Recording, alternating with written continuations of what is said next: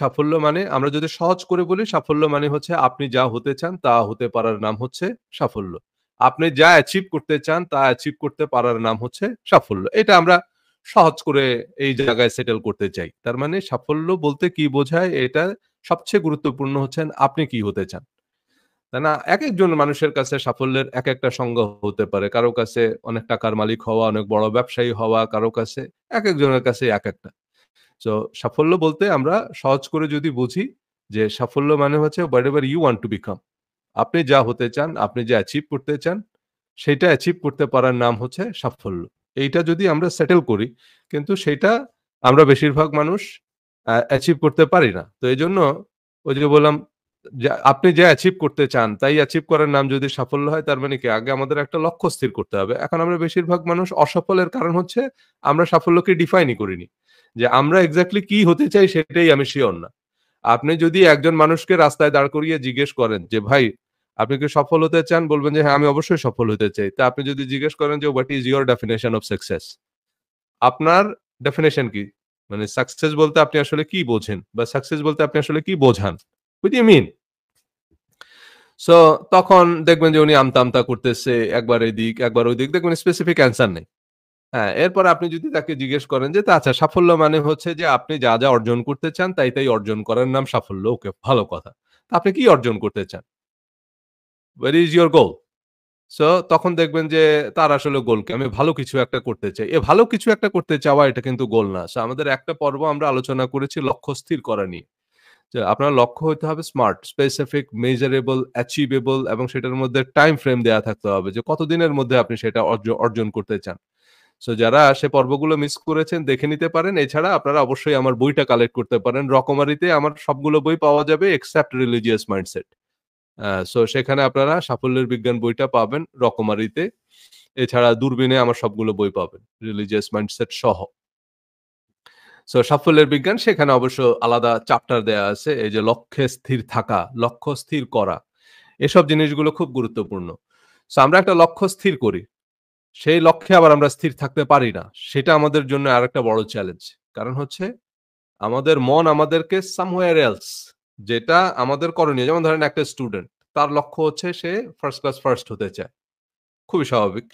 এবং এই যে সে একটা লক্ষ্য স্থির করলো যে আমি ৪ বছরের মধ্যে এই অনার্স কোর্সটা শেষ করব এবং এই কোর্সটা আমি a best of the best student হব। যে আমি সবচেয়ে ভালো রেজাল্ট করব। আমি ফার্স্ট ক্লাস পাবো এখানে। এইটা হচ্ছে আমার লক্ষ্য। তো এবং সেটার জন্য কি করতে হবে? সেটার জন্য আপনি পুরো একবারে স্কেডিউল ৪ বছরের স্কেডিউল রেডি করলেন। যে আমি প্রতিদিন আমি এত ঘন্টা করে পড়ব। তাহলে পরে আমার এই সিলেবাস বা আমার ক্যালিবার অনুযায়ী এই কোর্স মানে এই জিনিসগুলো আমি শেষ করতে পারব। ওকে, খুবই ভালো কথা।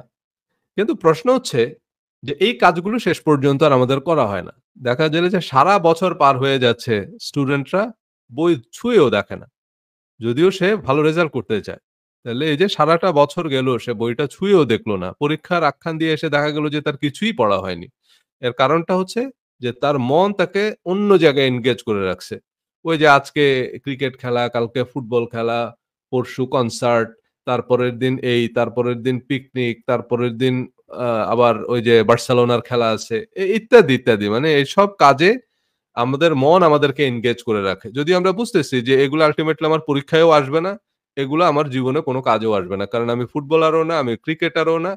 আবার যে ক্রিকেটার, তার কাজ হচ্ছে নিয়মিত অনুশীলন করা। সে সাকিব আল হাসান হতে চায়। খুবই ভালো কথা। তুমি ভাই সাকিব আল হাসান হও, তাহলে সাকিব আল হাসানের মতো তোমাকে রেগুলার প্র্যাকটিস করতে হবে।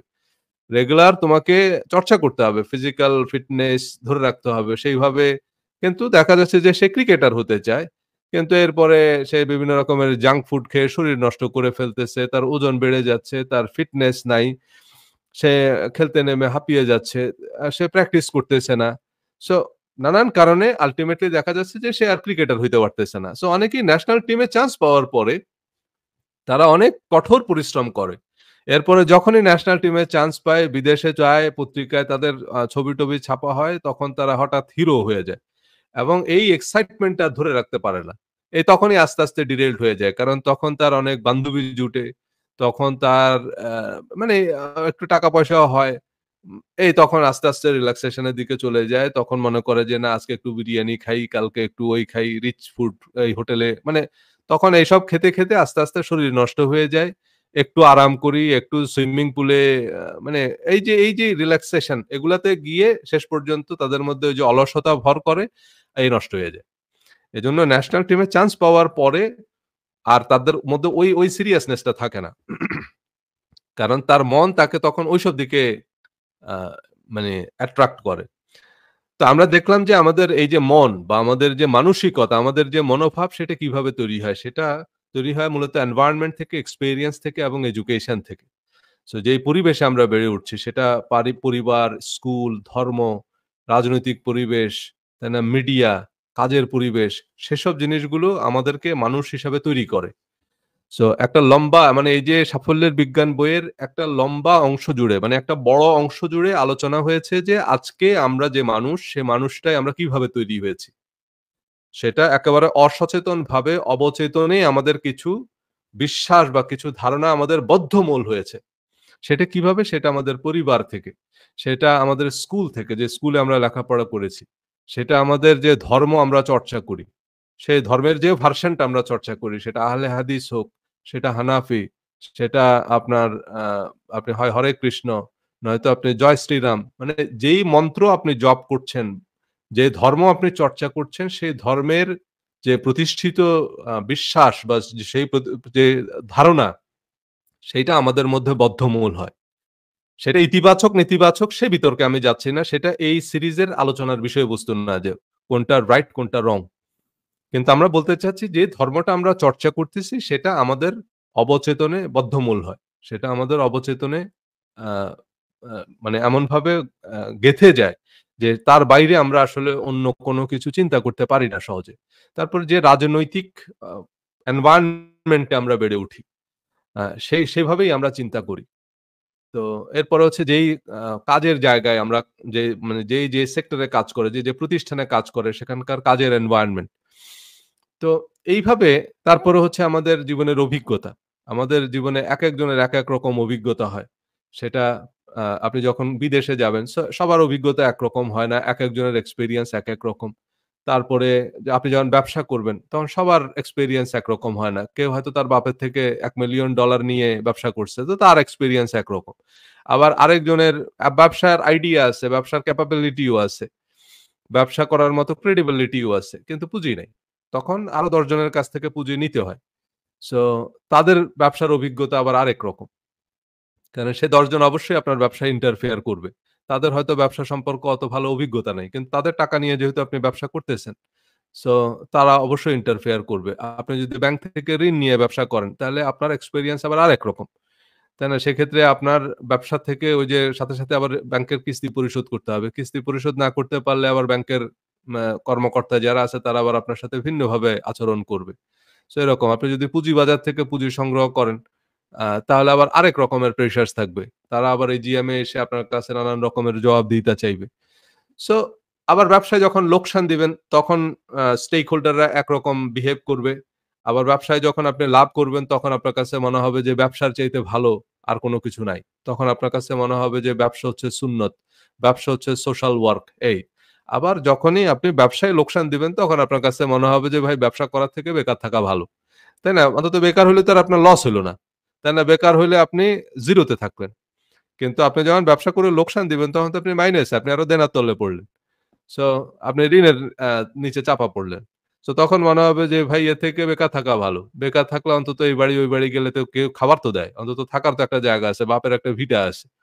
সো সো ব্যবসা নিয়ে একেকজনের অভিজ্ঞতা একেক রকম। সো আমাদের জীবনের অভিজ্ঞতাগুলো আমাদেরকে আমাদের এই যে একটা মেন্টাল শেপ তৈরি হয় সেখান থেকে আমাদের।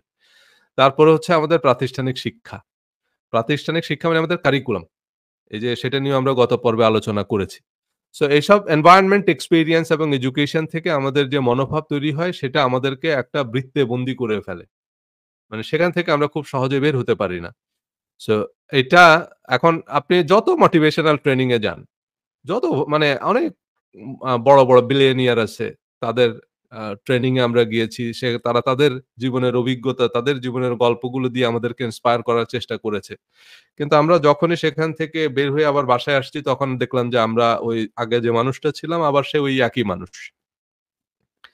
কারণ আমরা ওই বৃত্তের বাইরে ভাবা, বৃত্তের বাইরে আ কোনো কিছু করা বা বৃত্তের বাইরে যাওয়াটা আমাদের জন্য অত্যন্ত কঠিন। আপনি গাদা, গাদা বই কিনতে পারেন।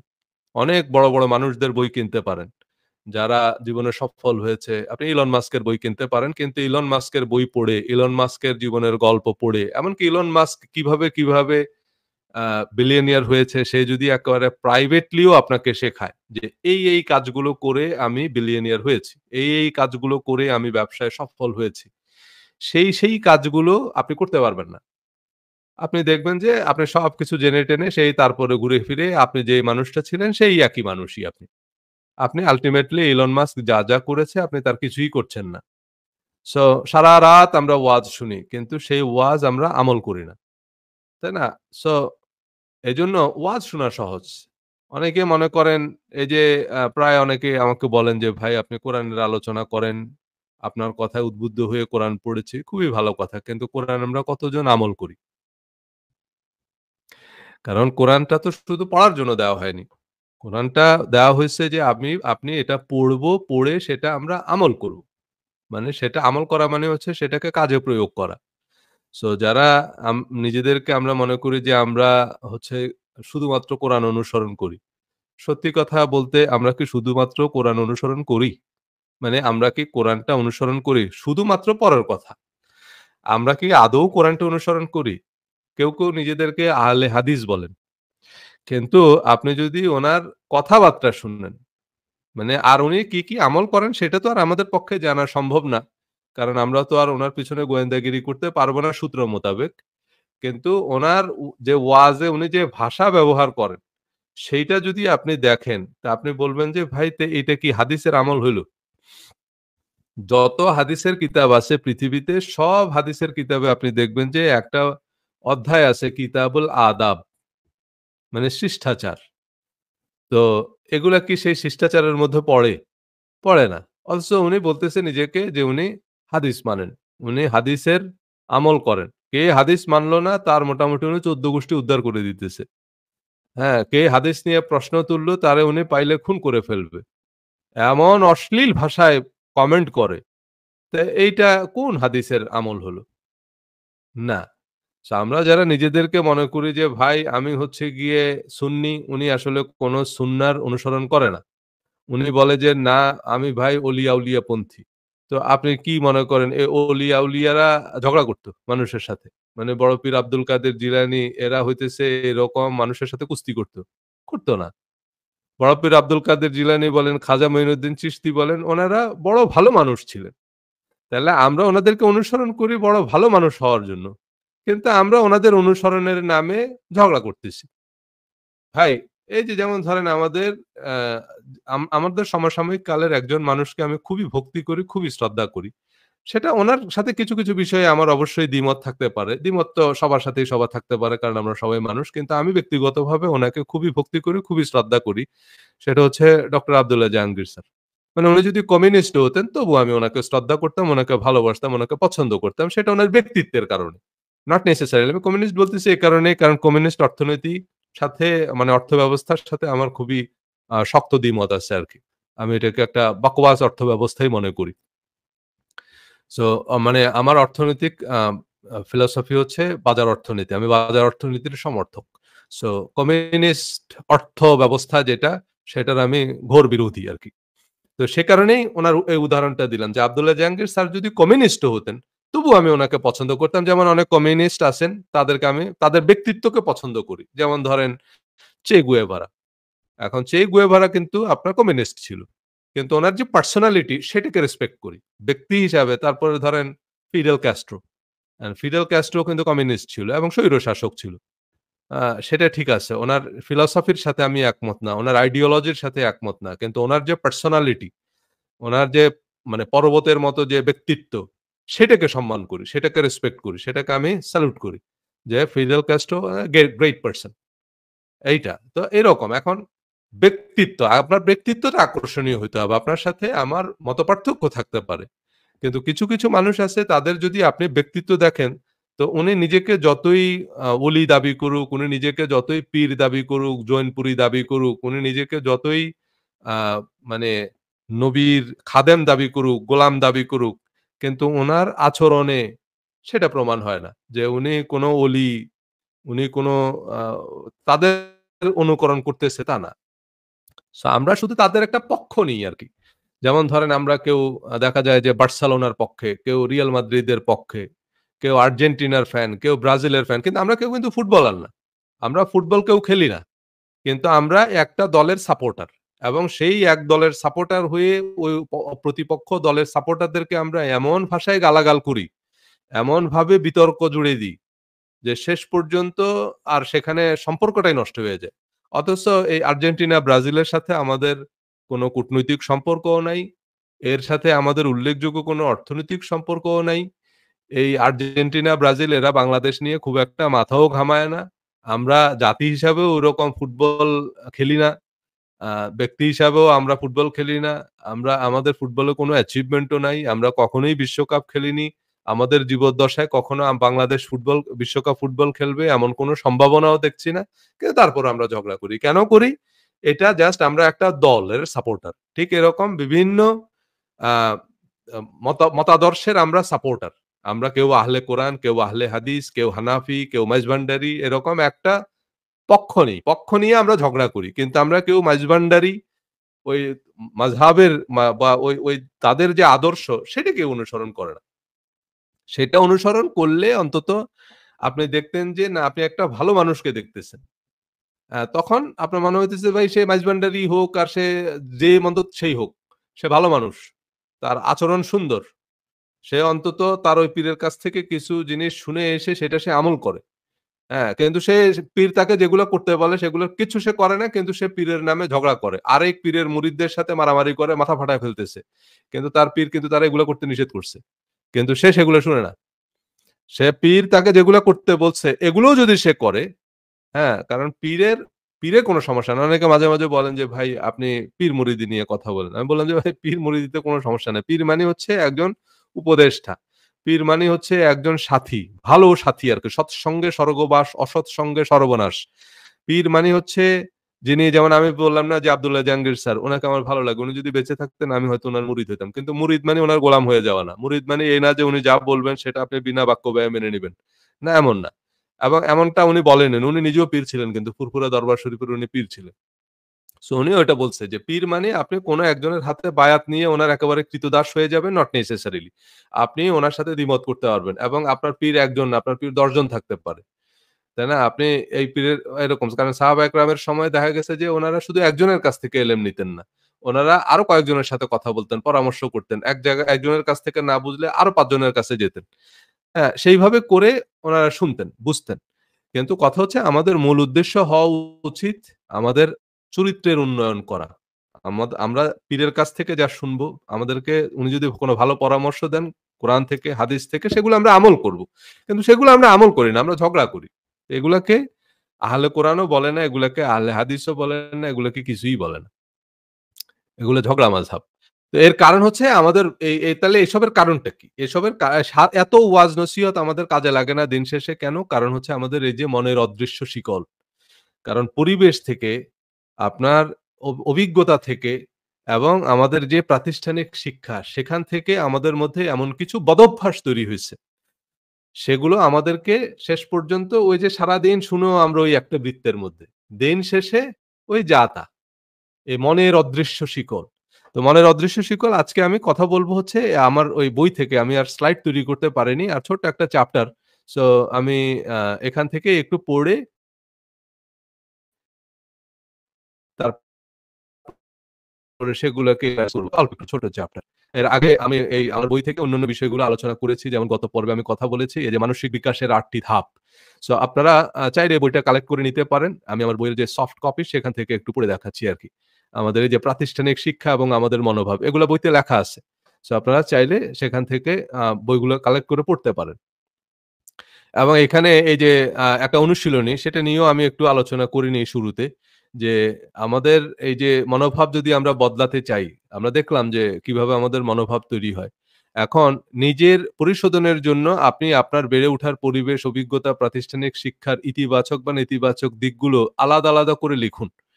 তাই না? এই যে একটা অনুশীলনীও আপনাদেরকে দিয়ে দিই পরবর্তী পর্বে যাওয়ার আগে। সেটা হচ্ছে এটা আমার বইতে আমি ইয়ে করে দিয়েছি যে আমরা দেখলাম যে কিভাবে আমাদের মনোভাব তৈরি হয়। এখন আমরা যে পরিবেশে বেড়ে উঠেছি, সে পরিবেশটা সবার জন্য তার ইতিবাচক ছিল না। কেউ অবশ্যই ইতিবাচক আ পরিবেশ পেয়েছেন বড় হওয়ার ক্ষেত্রে। সেটা উনার ফ্যামিলি এজন্যই বলে যে পরিবার। পরিবার খুব গুরুত্বপূর্ণ। ব্যবহার বংশের পরিচয়। তাই না? আমরা যদি ঐরকম ভালো বংশে বেড়ে উঠি, মানে যেখানে সবাই শিক্ষিত, যেখানে সবাই খুবই মার্জিত, যেখানে সবাই খুবই ভদ্রস্থ আচরণ করে। সো সেরকম এনভায়রনমেন্ট এ বেড়ে উঠলে আমাদের মধ্যেও সেরকম বিহেভিয়ার, সেইরকম আচরণ বা সেরকম অভ্যাস তৈরি হয়। সো এখন আমরা যদি নিজেকে পরিশোধন করতে চাই, এখন সবাই তো আর ঐরকম ইতিবাচক পরিবেশ পাইনি আমরা। তারপরে স্কুল, যে কিরকম স্কুলে আমরা পড়েছি সেটা যদি খুব ডিসিপ্লিনড হয়, সেটা যদি যেমন ধরেন একজন ক্যাডেট কলেজে পড়েছে। সো তারা একরকম এনভায়রনমেন্ট পেয়েছে। কিন্তু সবাই তো আর ক্যাডেট কলেজে আমরা পড়িনি।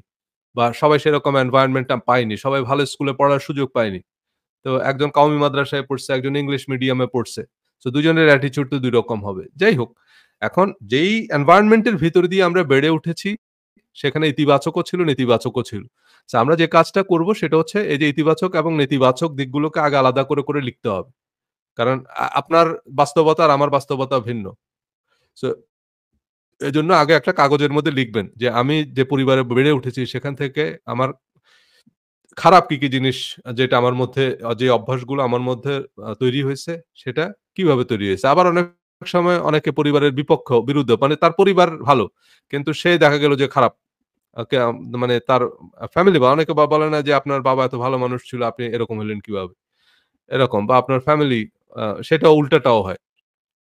তো যাই হোক, আগে আমরা দেখব যে আমাদের মধ্যে আমাদের এনভায়রনমেন্ট, এক্সপেরিয়েন্স এবং এডুকেশন এখান থেকে আমাদের মধ্যে ইতিবাচক কি তৈরি হয়েছে, নেতিবাচক কি তৈরি হয়েছে। একদম নিরপেক্ষ নির্মোহ দৃষ্টিকোণ থেকে প্রতিটা ভালো খারাপ বৈশিষ্ট্য তার মূল উৎস সহ লিখুন। যে আপনার মধ্যে কি ভালো গুণ আছে, কি খারাপ গুণ আছে সেগুলো লিখেন এবং সেগুলো মূল উৎস। যেগুলো কোত্থেকে তৈরি হইছে? এটা তৈরি হইছে হলো আপনার পরিবার থেকে। আচ্ছা ঠিক আছে। এটা তৈরি হইছে আপনার স্কুল থেকে। এটা আপনি বন্ধুদের সাথে মিশে আপনি সিগারেট খাওয়ার শুরু করছেন। আচ্ছা ঠিক আছে। এটা কোত্থেকে শুরু করছেন? এগুলো লিখবেন আগে। তারপরে আমরা আমাদের নেতিবাচক শিক্ষাকে বদলে ফেলতে পারি। তো আম যেমন ধরেন আমি আ এই যে আমার আব্বা খুব বদমেজাজি ছিলেন। এটা সত্যি কথা। আমার আব্বা খুবই বদমেজাজি ছিলেন। মানে আমাদের বেশিরভাগেরই আব্বারা খুব বদমেজাজি ছিল। এগুলো আমরা দেখে বড় হইছি। যে ওনারা খুবই অগ্নিমূর্তি হয়ে থাকতেন আরকি। বাসার বাইরে থেকে যখন আসতো সবাই মানে তটস্থ থাকতো। যে একটু এদিক থেকে এদিক ইয়ে হবে মানে একবারে পারমাণবিক বোমার মতো বিস্ফোরিত হবে। এইরকম ছিল আরকি। সো আব্বা যখনই বাইরে থেকে বাড়িতে আসতো সবাই একেবারে থরথর করে কাঁপতো। সো এরকম ছিল, বদমেজাজি ছিল। কথায় খুব বাজে ইয়ে করতো আরকি। তো এগুলো আমার ভালো লাগতো না। সত্যি কথা। আমি আমার ছোটবেলা থেকেই এই জিনিসগুলো আ এই ধরনের মানে এই অভ্যাসটা আমার কাছে ভালো লাগতো না। তো তখন আমি সিদ্ধান্ত নিলাম যে না আমি এরকম বদমেজাজি হব না। এরকম মেজাজ দেখানোর কি আছে? সো এবং সে কারণে আমি খুবই ঠান্ডা স্বভাবের। এই জিনিসটা, এই একটা জিনিস। এরকমই আপনি কতগুলো জিনিস আছে যে আমার আব্বা করতেছে মানে যে এটা ঠিক আছে এবং আমি ওইটাকেই অ্যাডপ্ট করব। না, যদি আপনার মনে হয় যে না এটা ঠিক না। এই আচরণটার কোনো প্রয়োজন নাই। আমি এটা বদলাতে চাই। সো আমাদের পরিবারের সদস্য, আত্মীয়স্বজন কারো মধ্যে মানে কারো মধ্যে কি ইতিবাচক বৈশিষ্ট্য মানে এই যে আপনার পরিবারের যেগুলো আপনাকে গর্বের অনুভূতি দেয় যেমন বই পড়া, চিন্তা বা দর্শনের চর্চা ইত্যাদি।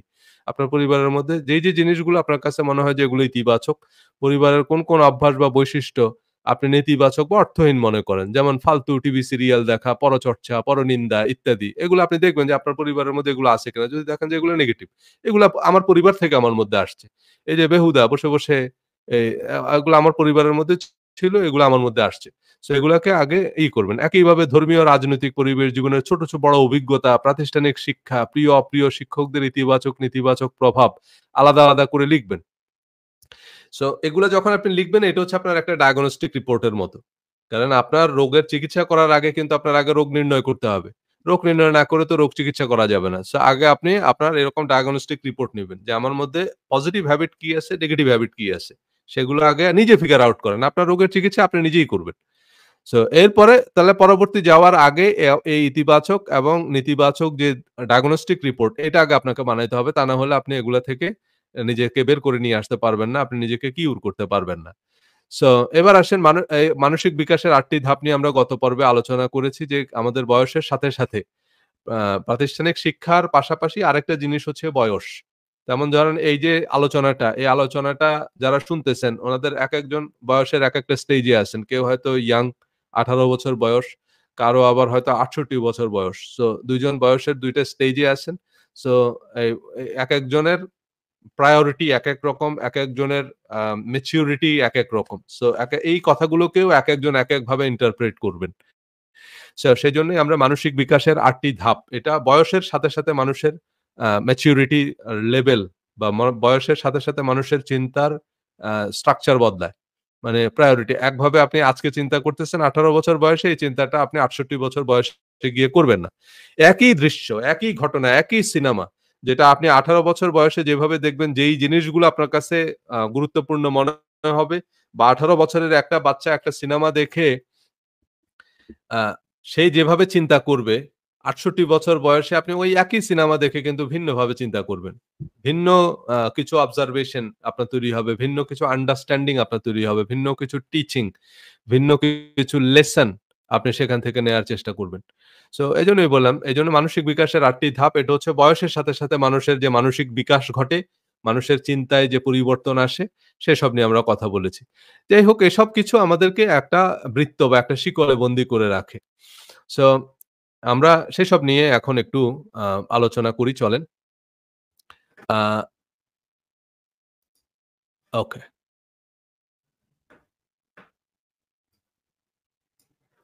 অলরাইট। ওকে, আমরা এই যে আমাদের মানসিকতা বা অ্যাটিটিউড আমাদের সাফল্য ব্যর্থতায়, আনন্দ বেদনায় প্রধান ভূমিকা রাখে। আ কিভাবে মনোভাব তৈরি হয় তা বিস্তারিত আলোচনা করেছি। কিভাবে এই মনোভাব আমাদেরকে নিয়ন্ত্রণ করে সেটার ধারণাও আমরা পেয়েছি। তাই না? যেমন এখানে একটা গল্প। এটা আমার বইতে আছে। আমি একটু আপনাদেরকে পড়ে শোনাই আরকি। এই যে সার্কাসের যে পোষা হাতি, আপনারা সার্কাসের হাতি দেখছেন বা আ এই যে আপনারা আ দেখবেন অনেক সময় একজন হাতি নিয়ে আসে। তারপরে বিভিন্নভাবে হাতির খেলা দেখায়। হাতির খেলা দেখিয়ে অনেকে টাকা-পয়সা কালেক্ট করে। তো আ সো এই যে হাতিটাকে কিভাবে প্রোগ্রাম করে? হাতিটাকে প্রোগ্রাম করা অত্যন্ত কঠিন। কারণ হাতি অত্যন্ত শক্তিশালী একটা প্রাণী, অসুর। মানে অনেক ক্ষমতাধর একটা প্রাণী, অনেক শক্তিশালী একটা প্রাণী। হাতি যদি একবার বিগড়ে যায় আপনার পুরো সার্কাস তছনছ করে দিবে সে। সো কিন্তু এই হাতিটাকে কিভাবে প্রোগ্রাম করে? এই হাতিটাকে প্রোগ্রাম করার যে প্রক্রিয়া এটা অত্যন্ত সময় সাপেক্ষ এবং এটা অত্যন্ত কষ্টকর একটা প্রক্রিয়া। তো যারা হাতিকে ট্রেনিং দেয়, তারা একটা ছোট বাচ্চা হাতি ধরে নিয়ে আসে জঙ্গল থেকে এবং তাকে সাধারণত ১০ ফিট লম্বা একটা শিকল দিয়ে একটা খুঁটির সাথে বেঁধে রাখে। তো এই যে হাতিটা এই শিকল ছেড়ার প্রাণপণ চেষ্টা করে। ওই খুঁটি ওটার চারদিক থেকে খালি ঘুরতে থাকে এবং এই শিকলটা ছেড়ার খুব চেষ্টা করে। কিন্তু ধরেন ১ সপ্তাহ, ২ সপ্তাহ, ৩ সপ্তাহ, ৪ সপ্তাহ এইরকম প্রাণপণ চেষ্টা করেও যখন সে শিকলটা ছিঁড়তে পারে না, এইভাবে কয়েক মাস যাওয়ার পরে তার মাথায় প্রোগ্রামড হয়ে যায় বা তার মাথায় এই ধারণা বদ্ধমূল হয়ে যায় যে এই ১০ ফিটের বাইরে আর আমার পক্ষে যাওয়া সম্ভব না। তখন সে আর শিকল ছেড়ার চেষ্টা করে না। হ্যাঁ? এবং একটা সময় তাকে আর শিকল দিয়ে বেঁধেও রাখতে হয় না। কোন একটা জায়গায় যদি আপনি একটা খুঁটি গেড়ে দেন, ওই হাতিটাই আর ১০ ফিটের বাইরে যাবে না। সে মেপে, মেপে ওই যে খুঁটিটা ওইটার ১০ ফিটের মধ্যেই থাকবে। যদিও তার পা খোলা, সে চাইলে যেতে পারে। সো শিকলটা আর তার পায়ে লাগানো নাই। এমন অনেক মর্মান্তিক ঘটনাও ঘটেছে যে সার্কাসে আগুন লাগছে, সব প্রাণী বেঁচে গেছে, শুধু হাতিটা পুড়ে মারা গেছে। যদিও তার পাটা খোলা ছিল। তাহলে সে যে পুড়ে মারা গেল, সে ওই ১০ ফিট বৃত্তটার মধ্যেই দৌড়াইছে এবং আগুনে পুড়ে মারা গেছে। কিন্তু তার পা খোলা ছিল। সে চাইলেই কিন্তু দৌড়ায়া পার হয়ে যেতে পারত। কিন্তু সে পার হয়ে যায়নি কেন? শিকল তো তার পায়ে লাগানো ছিল না। তাহলে প্রবলেমটা কোথায় ছিল? শিকলটা লাগানো ছিল তার মাথায়। শিকলটা তার মাথায় সেট হয়ে গেছে। সো ঠিক এই একই রকমভাবে আমাদেরও এরকম অদৃশ্য শিকল আমাদেরকে বন্দী করে রাখছে। আমাদেরও পায়ে কেউ শিকল দিয়ে বেঁধে রাখেনি। আমরাও যা খুশি চিন্তা করতে পারি, আমরাও আমাদেরকে বদলে ফেলতে পারি, কিন্তু আমরা বদলাই না কেন? কারণ হচ্ছে কেউ আমাদেরকে শিকল দিয়ে বেঁধে রাখেনি। কিন্তু আমরা কিন্তু চেঞ্জ হয়ে যেতে পারি। আমরা যেকোনো কিছুই করতে পারি। এখনো পর্যন্ত আমাদের পক্ষে সবকিছুই করা সম্ভব। কিন্তু আমরা করি না কেন? কারণ ওই যে বললাম মনের অদৃশ্য শিকল। এই শিকল আমাদেরকে বন্দী করে রাখছে। তো এরকম আমাদের বেলাতেও এই কথা সমানভাবে প্রযোজ্য। স্রষ্টা প্রদত্ত অপার সম্ভাবনা আর সামর্থ্য নিয়েও আমরা আমাদের কাল্পনিক বৃত্তে বন্দী। দেখবেন আমাদের মধ্যে কিছু কাল্পনিক আছে যে, "না ভাই আমার বয়স ৪০ বছর হয়ে গেছে। এখন তো আর এটা সম্ভব না।" তো সম্ভব না কে বলছে? ওই যে আমার মন। আমার মন বা আমার সোসাইটি আমার মধ্যে যে বিশ্বাস দিয়ে রাখছে, "ভাই আমি মেয়ে মানুষ। ভাই আমি আ আমার ৩ টা বাচ্চা আছে।" তাই না? এই যে কতগুলো ধারণা, এই কাজটা তো আমার না। এই কাজটা তো পুরুষ মানুষের। এই কাজটা তো ভাই মহিলা মানুষের।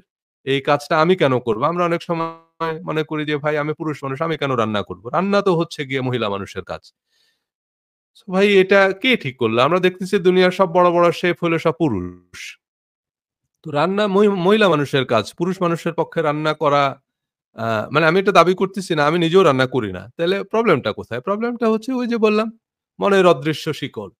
এইটা হ্যাঁ, এবং আমি আ আ কি হলো ১ বছর প্রায় আমেরিকায় ছিলাম একা এবং এই ১ বছর আমি রান্না করিনি কিন্তু। ১ বছর আমি এই হোটেলে, বাইরে পিজ্জা, পাস্তা, ফাস্ট ফুড এগুলো খেয়েছিলাম। কিন্তু রান্না করা আসলে কিন্তু কঠিন কোনো কাজ না। তাইলে আ ওই যে চলে যাচ্ছে। অবশ্যই আমেরিকায় রান্না না করেও চলা যায় আরকি। কারণ আমেরিকায় সেরকম ব্যবস্থা আছে। একদম ঘরের খাবারও কিনতে পাওয়া যায়। সো বা আপনি এরকম মানে অনেকটা রেডিমেড খাবার পাওয়া যায় আরকি। এবং রেডিমেড খাবারগুলো স্বাস্থ্যকর আরকি। খেতে পারবেন। সো কিন্তু কথাটা হচ্ছে যে মানে রান্না করা এটা পুরুষেরও কাজ। বা রান্না করার এটার সাথে পুরুষ মহিলার কোনো সম্পর্ক নাই। কিন্তু তারপরে আমরা মনে করি যে এই কাজটা পুরুষের, এই কাজটা মহিলার, এটা আমাকে দিয়ে হবে না। তাই না? যেমন এখন পুলিশে আপনার আর্মিতে মেয়েরা যাচ্ছে এবং মেয়েরা মেজর জেনারেল ও হচ্ছে আর্মির। তো আমরা তো একসময় মনে করতাম যে না এগুলো পুরুষের কাজ। তো কোনটা পুরুষের কাজ, কোনটা মহিলার কাজ এগুলো সোসাইটি আমাদের মাথায় দিয়ে রাখে এবং সেগুলা আমাদেরকে নিয়ন্ত্রণ করে। সো যদিও কেউ আমাদেরকে বন্দী করে রাখেনি। এখন কিন্তু আপনার আর সেই বন্দিদশা নাই। এখন আইন আছে আপনি চাইলে আর্মিতে যেতে পারেন। আপনার মেয়েকে আপনি চাইলে আর্মিতে দিতে পারেন। আপনার ওয়াইফ আর্মিতে যেতে পারে। কিন্তু এখন আমরা ওই যে সেখান থেকে বেরোতে পারি না আরকি। সো সাফল্যের অজীয় শক্তি নিয়েও আমরা একটা অদৃশ্য সুতোয় বাঁধা। তাহলে একটা অদৃশ্য সুতো আমাদেরকে বন্দী করে রাখছে। একটা বৃত্তের মধ্যে বেঁধে রাখছে। এজন্যই ফরাসি দার্শনিক মানে জ্যাক রুসো উনি বলেছেন যে, "man is born free but everywhere he is chained." যে মানুষ স্বাধীনভাবে জন্মায় কিন্তু সবসময় সে একটা অদৃশ্য শিকলে বাঁধা। তাই না? পরিবেশ, অভিজ্ঞতা আর প্রাতিষ্ঠানিক শিক্ষা আমাদের স্বাধীন ভাবনাগুলোকে পদে, পদে শৃঙ্খলিত করে এবং আমরা এই বৃত্তের বাইরে ভাবতে পারি না। তাই না? যা কিছু আমাদের পরিবেশ, আমাদের এই যে অভিজ্ঞতা, আমাদের এই যে আপনার প্রাতিষ্ঠানিক শিক্ষা, এগুলো আমাদের চারপাশে এরকম একটা কুণ্ডলী, একটা বৃত্ত তৈরি করে দিয়েছে। ওই যে আমাদের গ্রামাঞ্চলে অনেক সময় জিন সাধন করে। দেখবেন তারা এসে কি করে কারোর উপর জিনে আসর করলে তার চারদিক দিয়ে এরকম একটা বৃত্ত এঁকে দেয়। বলে যে তাইলে সে বৃত্তের বাইরে যেতে পারবে না। আমি জানি না এটার পিছনে আ ধর্মীয় বা বৈজ্ঞানিক ব্যাখ্যা কি? সেটা আমি নিশ্চিত না। বাট আমি দেখছি আরকি এরকম কয়েকজন দাবি করে তারা নাকি জিনে ধরা মানুষ এভাবে চিকিৎসা করে। আমি জানি না এটা অভিনয়ও হইতে পারে। কিছু, কিছু ক্ষেত্রে আমার কাছে মনে হইছে যে ওই যে লোকের চিকিৎসা করতেছে সেই লোক ওই খোনারেরই লোক আরকি। ওই লোকে মানে অভিনয় করে আরকি। এটা আমার কাছে কিছু, কিছু ক্ষেত্রে মনে হইছে। বাট আমি জানি না এই সম্পর্কে। তো এরকমই আমাদের চারপাশে এরকম একটা কুণ্ডলী আছে। এটা এই যে বৃত্তটা এঁকে দেয় চারপাশে এটারে কুণ্ডলী বলে আরকি। আমাদের গ্রামাঞ্চলে। যে কুণ্ডলী দিয়ে দিছে তাইলে ওই কুণ্ডলীর বাইরে সে আর যেতে পারবে না। সেইরকমই আমাদের পরিবেশ, অভিজ্ঞতা এবং আমাদের প্রাতিষ্ঠানিক শিক্ষা এরকম আমাদের চারপাশে এরকম একটা কুণ্ডলী তৈরি করে দেয়। তার বাইরে আমরা যেতে পারি না। তার বাইরে আমরা আর ভাবতে পারি না। সো এজন্যই বলে যে সফল হওয়ার জন্য আপনার কি করতে হবে? Think outside the box.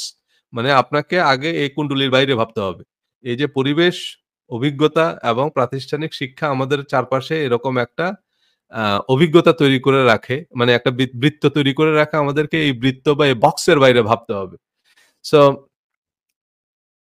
এখন সেই বৃত্তের বাইরে ভাবতে পারা বা যে think outside the box or there is no box তাই না? এখন বলা হচ্ছে ভাই বক্সের বাইরে চিন্তা মানে কি? There is no box আমাকে কে আ শর্ত দিয়ে দিল যে আমার এইটাই চিন্তা করতে হবে, এইটাই ভাবতে হবে। Think outside the box আপনি আ যখনই দেখবেন তখনই আপনি দেখবেন নতুন, নতুন জিনিসগুলো ডিসকভার করতেছেন। সো আমরা অনেক সময় মনে করি কি যে এই যে ভাই উনাকে আমি মানলাম তো উনি যা বলবে তাই মেনে নিতে হবে। এই আমি আরেক বৃত্তে ঢুকলাম। এই এক আহলে হাদিস থেকে লাফ দিয়ে উনি আবার আহলে কোরআন হয়ে গেলেন।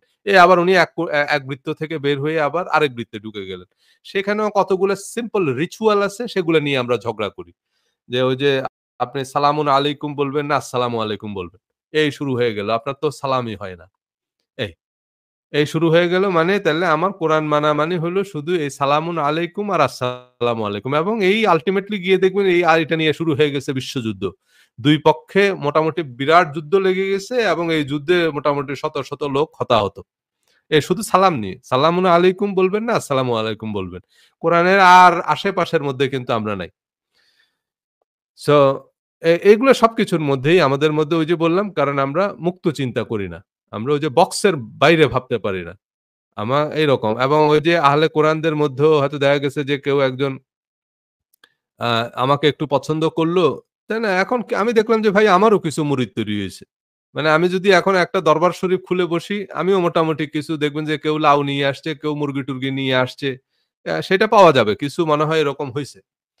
তো তারা আমি যেটা বলব সেটাই। আমি কোরআনের যে ব্যাখ্যা দিব, সেটাকেই তারা কোরআনের ব্যাখ্যা হিসাবে মেনে নিবে। তার মানে কি? আপনি এই এক কুয়া থেকে লাফ দিয়ে কিন্তু আপনি আরেক কুয়ায় পড়লেন। তাই না? আপনি ভাই কোরআন পড়েন। আমি যেটা বুঝলাম আপনি ভিন্ন বুঝবেন। কোন সমস্যা নাই। কারণ আমার কাছে তো আলাদা করে কোন কিছু নাজিল হয় না। আমার আমার জ্ঞান, অভিজ্ঞতা সেইটার ভিত্তিতে আমি যা বুঝবো সেটার আমার কাছে উত্তর আছে। আমি আল্লাহর কাছে গিয়ে জবাব দিতে পারবো যে আমাকে আমাকে তুমি যতটুকু জ্ঞান দিছো তা দিয়ে আমি কোরআন এটুকু বুঝছি। আমি এটা আমল করছি। তো সেটা আল্লাহ মেনে নিবেন যে ঠিক আছে। আশা করা যায় যে সেটা আল্লাহ অ্যাকসেপ্ট করবেন। কারণ আল্লাহ আমার অন্তরের ইচ্ছা কি অন্তর্যামী জানেন। এখন আপনি যদি বলেন যে ভাই আমাকে সজল ভাই এই ব্যাখ্যা দিয়েছে তাই আমি এটা মানছি। কোরআন তো আপনাকে আমার ব্যাখ্যা নিতে বলেনি। আপনি নিজে কোরআন পড়বেন। নিজে মনে, মনে চিন্তা করে দেখবেন যে এইটা দিয়ে আল্লাহ কি বুঝাইতে চাইছে। আপনি যেটা বুঝবেন সেটা আপনার সেটার অন্তত আপনি যেয়ে আল্লাহর কাছে একটা জবাব দিতে পারবেন যে আল্লাহ আমি এটা বুঝছি। এজন্য আমি এটা করছি। তাই না? আপনার আরেকজনকে ইক্তেদা করার দরকার নেই। আপনি ইক্তেদা করবেন কোরআনের ইক্তেদা। আপনি যদি মনে করেন যে ভাই আমি কোরআন মানি, তাইলে আমি কোরআনের ইক্তেদা করব। শেষ। আরেকজনের মুরিদ হওয়ার দরকার নেই। আমার ভুল হইতেই পারে। তাছাড়া অনেকে মাঝে, মাঝে আমার কাছ থেকে আপনি এটা করেন কিনা, আপনি ওটা ভাই আমি কি করি সেটা নিয়ে আপনার গবেষণা করার দরকার নেই। সেটা আপনার গবেষণার বিষয়বস্তু না। আপনার আমাকে ইক্তেদা করার দরকার নেই। আপনি কোন মানুষকে জাস্টিফাই করতে পারবেন না। কোন মানুষকে নিয়ে গবেষণা করা সেটা আপনার কাজও না। আমরা অনেক সময় এই যে জায়গাগুলোতে ভুল করি এবং সেখান থেকে আমরা বের হইতে পারি না। সো দেখুন এজন্য আমাদেরকে ওই যে বললাম না থিংক আউটসাইড দ্য বক্স। বক্সের বাইরে চিন্তা করতে হবে। বৃত্তের বাইরে চিন্তা করতে হবে। বৃত্তের বাইরে চিন্তা আমরা বেশিরভাগ মানুষ করতে পারি না। যেভাবে আমরা অভ্যস্ত আবার ঘুরে ফিরে আমরা সেই বৃত্তের মধ্যেই কিন্তু ঢুকে পড়ি। সো আ মুক্ত চিন্তা। যাই হোক যে কথাটা বলেছিলাম যে এই যে there is no box এটাই হচ্ছে পরিবর্তনের পূর্ব শর্ত। কিন্তু আমরা এই পরিবর্তনটা আমরা নিজেদেরকে বদলাতে পারি না। কারণ হচ্ছে আমরা বৃত্তের বাইরে ভাবতে পারি না। এই কথাটাই কাজী নজরুল ইসলাম বলছে যে, "পাষাণ হইয়া পড়ে আছো আজ হায়রে আত্মভোলা, তোমরা জাগিলে সারা পৃথিবীতে উঠবে প্রলয় দোলা।" তাই না? এই পাষাণ হইয়া পড়ে আছি আমরা। কারণ আমরা জেগে উঠি না। এটা কাজী নজরুল ইসলাম যখন বলছে তখন ছিল ব্রিটিশ শাসন।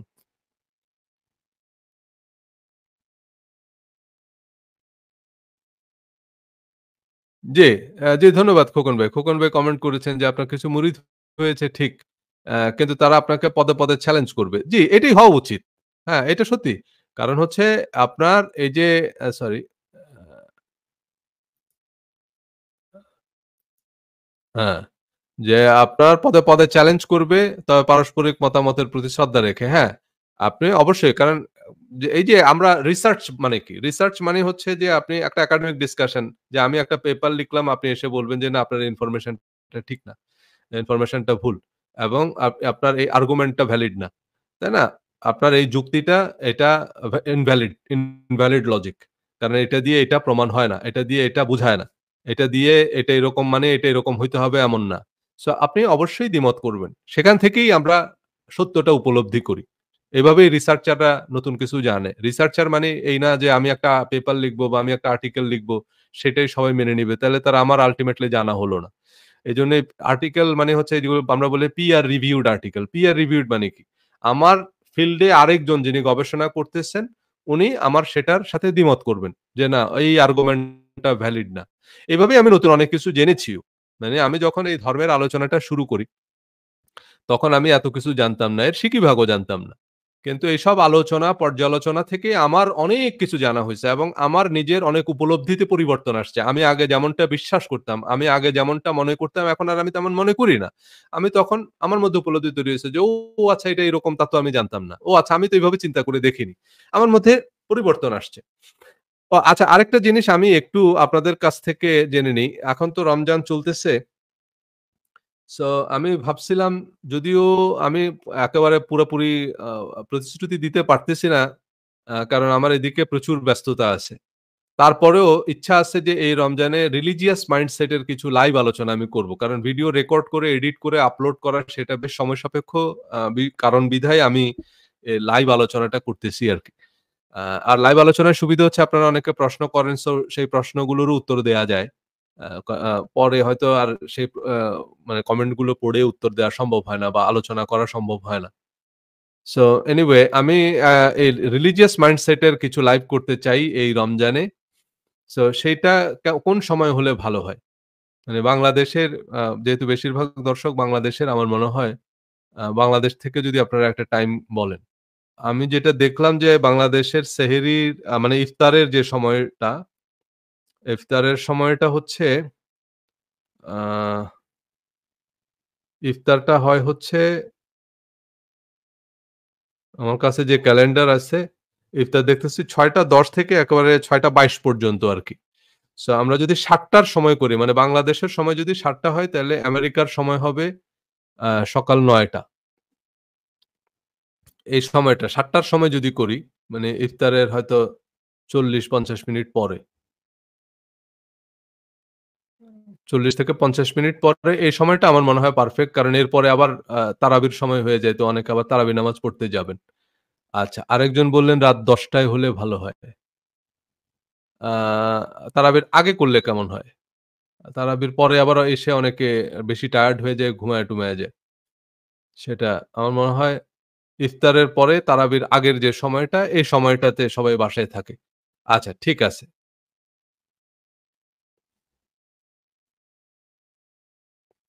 রাত ১০ টায় হলে হবে আমার এখানে ১২ টায়।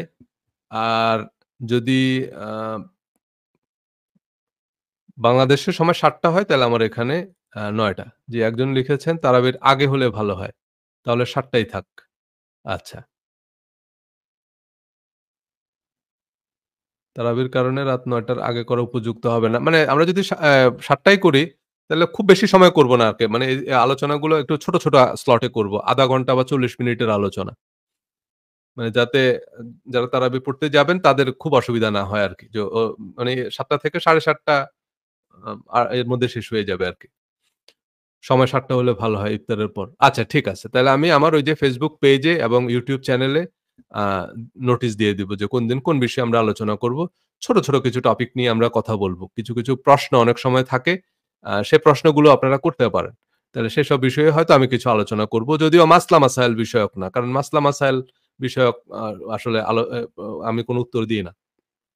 যাই হোক আপনারা প্রশ্ন করতে পারেন যদি সেগুলো আমার রেঞ্জের মধ্যে হয় আরকি তাহলে আমি আলোচনা করব। আর যদি আমি কোন রেসপন্স না করি, আমি কোন রিপ্লাই না দিই তাহলে বুঝবেন যে ওগুলো আমার রেঞ্জের মধ্যে না আরকি। বা ওগুলো আমার এরিয়াস অফ এক্সপার্টিজ এর মধ্যে নাই। সে কারণে আমি সেগুলো একটু ইগনোর করি। নট নেসেসারিলি এটা মনে করার কোন কারণ নাই যে আমি সর্বজ্ঞ বা আমি সবকিছু জানি বা সবকিছু আমাকে জানতে হবে, সবকিছুর উত্তর আমাকে দিতে হবে। এটা আমি জানি না। তাই না? এবং এটাই হওয়া উচিত। আপনার ইমাম মালিককে ১০০ টা প্রশ্ন করা হইলে উনি ৭০ টা প্রশ্নের উত্তর দিতেন, আমি জানি না। সর্বকালের সেরা ইসলামিক স্কলার। কিন্তু এখন আমরা দেখতেছি যে অনেকে এরকম প্রশ্ন কতগুলো নিয়ে বসে, মানুষ প্রশ্ন করতেছে, ওনারা উত্তর দিতেছে। এরপরে আবার আরেকজন এসে ওনার সাথে ঝগড়া বাধিয়ে দিচ্ছে। আ ইফতারের সময় থেকে তারাবির মধ্যকার সময় খুব অল্প। আমরা খুব অল্প সময়ের মধ্যে শেষ করব। ৭ টায় যদি শুরু করি হয়তো ৭:৩০ টার মধ্যে শেষ করে দিব। মানে ০.৫ ঘন্টা হচ্ছে আমাদের সেট টাইম আরকি। এর মধ্যেই শেষ করার চেষ্টা করব। এনিওয়ে তো আ ওকে। আচ্ছা কেউ ১০ টায় লিখতেছেন, কেউ ৭ টায় লিখতেছেন। ইটস ওকে আমি দেখব যে আ মানে কোন সময়টায় বেশি মানুষ পাওয়া যায় অন্তত সেইভাবেই আমরা করব। আ ওকে।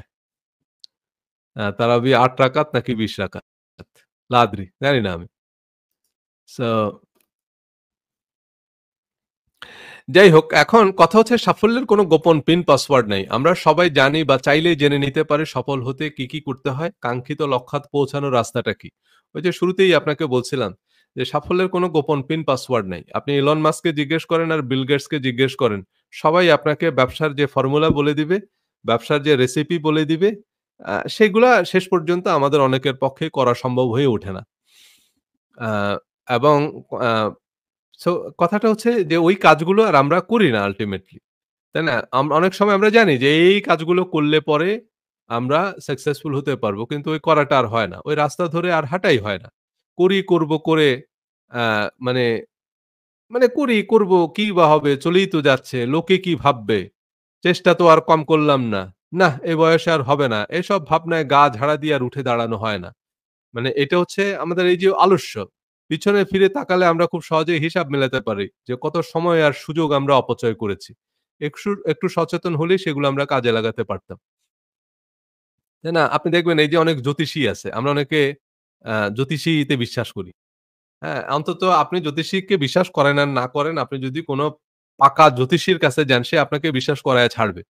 এবং জ্যোতিষীদের একটা কমন টেকনিক হচ্ছে যেটা, সেটা হচ্ছে সে আপনাকে এমন কিছু কথা বলবে, যেমন এর মধ্যে খুব কমন শর্ত কমন কথা হচ্ছে যেটা, সেটা হচ্ছে আপনার জীবনে আপনি ৩ টা বড় সুযোগ পেয়েছেন, যেগুলা আপনি কাজে লাগাইতে পারলে আজকে আপনি হাজার কোটি টাকার মালিক থাকতেন। এইরকম কথা যখন বলবে একেবারে প্রত্যেকটা মানুষ এরকম বসে চিন্তা করবে যে হ্যাঁ, কথা সত্য। আমি আমার জীবনে এরকম ৩ টা সুযোগ পেয়েছিলাম।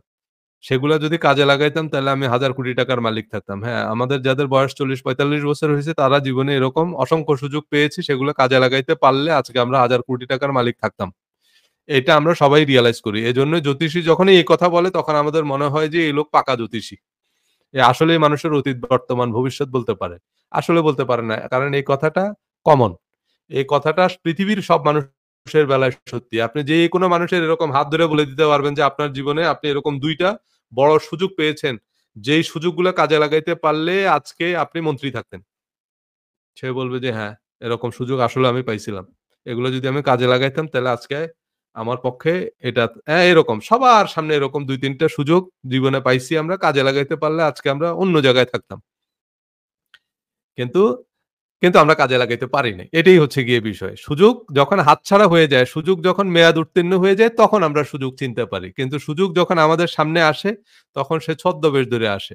আপনার সামনে যখন সুযোগ আসবে, তখন সেটা ছদ্মবেশ ধরে আসে। তখন সেটা দুর্যোগের স্রোত ধরে আসে। তখন সেটা ক্রাইসিস এর স্রোত ধরে আসে। যেজন্যই বলা হয়, "every problem comes with an equal or greater opportunity." Opportunity যখন আপনার সামনে আসবে, তখন সেটা ক্রাইসিস এর স্রোত ধরে আসে। তাই না? যত বড় ব্যবসায়ী তারা কিন্তু ক্রাইসিস কে ক্যাপিটালাইজ করে কোটিপতি হইছে।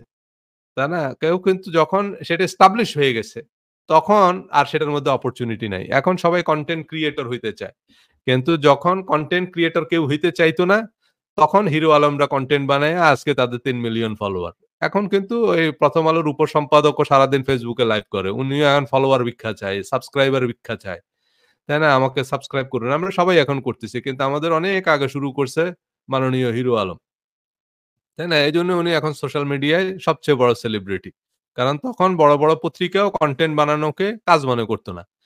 কারণ মনে করত যে এগুলা কোন কনটেন্ট হইলো নাকি? এগুলা কোন কাজ হইলো নাকি? এগুলো হয় কিছু। তাই না? এগুলা করলে মান-সম্মান থাকে না। এই যে তারপরে একটা সময় TikTok আসলো। সো TikTok যখন আসছে তখন অনেকে মনে করছে, হায় সর্বনাশ! TikTok দেখি এটাও তো মানুষকে বলা যাবে না। তাই না? এরকম ছিল। তখন দেখতেন না এই যে অপু ভাই, তারপরে কি নাইম, এরা এখন সবচেয়ে বড় টিকটকার। কিন্তু এখন কিন্তু TikTok মেইনস্ট্রিম। এখন Microsoft এর মতো কোম্পানি, IBM এর মতো company TikTok marketing manager hire করতেছে। So TikTok is a mainstream. So এখন এসব কোম্পানিগুলো TikTok এ ফোকাস করতেছে। এখন তারা TikTok এ লাখ ডলার বরাদ্দ করে TikTok এ তাদের ফলোয়ার বাড়াচ্ছে। সো কিন্তু অনেকে আবার TikTok এ গিয়ে কিন্তু মিলিয়নিয়ার হয়ে গেছে। কারণ তখন কেউ TikTok করত না। TikTok করা এটা একটা হাস্যকর বিষয়। সো এরকমই আমরা অনেক সময় হয় কি যখন সেটাকে আমরা অপরচুনিটি মনে করি না। কারণ সেটা অপরচুনিটির স্রোত ধরে আসে না। সেটা ক্রাইসিস এর স্রোত ধরে আসে। সেটা আ অপমানজনক, সেটা এরকম সস্তা, সেটা একেবারে অখাদ্য এরকম কিছুর স্রোত ধরে আসে। সেটার মধ্যে আমরা সুযোগ দেখতে পারি না। এই যে আমাদের দেশে এত লতা-পাতা, গাছ-গাছড়া আছে এগুলো সবই ঔষধি গুণে ভরা। কিন্তু এগুলোর মধ্যে আমরা অপরচুনিটি দেখি না। কিন্তু আপনি জেনে অবাক হবেন যে এই যে Amazon ট্রিলিয়ন ডলার কোম্পানি এর মধ্যে অন্তত $100 বিলিয়ন এর প্রোডাক্ট সেল হয় হচ্ছে Amazon এর সবচেয়ে হাইয়েস্ট সেলিং প্রোডাক্ট হচ্ছে সব এই যে ডায়েটারি সাপ্লিমেন্ট। বিভিন্ন ধরনের লতা-পাতা যে ভেষজ প্রোডাক্ট। অ্যান্ড এখানে এসে সেগুলাকে তারা নাম দেয় ডায়েটারি সাপ্লিমেন্ট। কিন্তু এগুলা ভেষজ প্রোডাক্ট আরকি। আমাদের দেশের এসব এই যে যেমন সাজনা পাতা এটার আমরা কি বলি? Moringa powder. আপনি শুনলে অবাক হবেন যে আমেরিকায় কয়েক বিলিয়ন ডলারের মোরিঙ্গা পাউডার বিক্রি হয়। সেটা Amazon এ বিক্রি হয়, Walmart এ বিক্রি হয়। কিন্তু আমাদের দেশে এরকম পড়ে আছে রাস্তার কিনারে। কিন্তু সেটার মধ্যে কিন্তু বিলিয়ন ডলারের ব্যবসা। কিন্তু এগুলাকে আমরা ব্যবসা মনে করি না। আমি মনে করি ভাই এসব সাজনা পাতা শুকায়, শুকায় বেচবো। মানুষ কি বলবে? এটার ব্যবসা হইল নাকি? ব্যবসা হইল গিয়ে যদি ভাই সফটওয়্যারের ব্যবসা করতে পারি। তাই না? Walmart এর ধরেন Microsoft এর সাথে সমানে, সমানে পাল্লা দিলে তেলে না যে আমি, তাই না? স্টার্টআপ। সেই স্টার্টআপ করতে গিয়ে অনেকে সিতে হয়ে পড়ছে। কিন্তু খুব ইস ইস ইস স্মার্ট ব্যবসা মনে করি আমরা এগুলোকে। ভাই ব্যবসা হলো আপনার এরকম রাস্তার পাশে এরকম কত অপরচুনিটি পড়ে আছে। সেগুলো আমাদের নজরে পড়ে না। সেগুলো নজরে পড়ে না। কারণ হচ্ছে ওই যে বললাম আমাদের নজর ভিন্ন জায়গায়। সো আমরা সেগুলো চিনতে পারি না। সো সেগুলোকে আমরা কাজে লাগাতে পারি না। তো যখন আপনি ওরকম বলবেন যখন ওই সুযোগটা হাতছাড়া হয়ে যাবেন, যখন ওই ব্যবসাটা করে একজন বিলিয়নিয়ার হয়ে যাবে, তখন আমরা বুঝতে পারবো যে আরে এই ব্যবসাটা তো আমিও করতে পারতাম। তাই না? কতজন মশা মারার ব্যাট বিক্রি করে মিলিয়নিয়ার হয়ে গেছে। কতজন আপনার চায়না থেকে টেনিস বল ইম্পোর্ট করে মিলিয়নিয়ার হয়ে গেছে। ছোট, ছোট জিনিস। আপনি দেখবেন যে ছোট একটা আ মেশিন মানে ছোট একটা মেশিন এরকম ছোট্ট একটা ঘরের মধ্যে একটা মেশিন দিয়ে আপনি স্ট্র বানাতে পারেন, প্লাস্টিকের কাপ বানাতে পারেন। সেটা বানিয়ে কিন্তু একজন কোটিপতি হয়ে গেছে। সো এসব ছোট, ছোট জিনিসগুলোকে আমরা অনেকেই ব্যবসা মনে করি না। টুথপিক বিক্রি করে অনেকে মিলিয়নিয়ার হয়ে গেছে। সো আপনাকে ব্যবসা করার জন্য সফটওয়্যারের ব্যবসা করতে হবে তা না।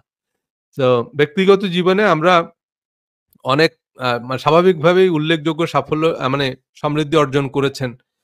তারা কোনো না কোনোভাবে নেগেটিভিটি থেকে সুরক্ষিত, ওয়েল গাইডেড বা সেলফ মোটিভেটেড। কিন্তু আমরা অনেকেই আ আমাদের অনেকেই হারিয়ে গেছে হতাশার অথই অন্ধকারে। এই অন্ধকার বাইরের অন্ধকার নয়, ভিতরের অন্ধকার। আমরা যারা এই যে ধরেন আমাদের অনেকের এই যে সুস্থ আছি কিন্তু ছোটবেলায় আমাদেরকে যে টিকা দেওয়া হইছে। আমাদের বাপ-মা তখন আমরা টিকা দিতে চাইতাম না। কিন্তু আমাদেরকে জোর জবরদস্তি করে ধরে হাত পা বেঁধে তারপরে টিকা দেওয়া হইছে।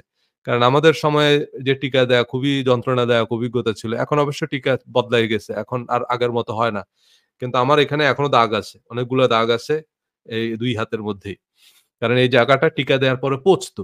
মানে এটা শুকাইতে অনেক সময় লাগতো। এবং অনেক ভয়ংকর অভিজ্ঞতা ছিল টিকা দেয়ার। সো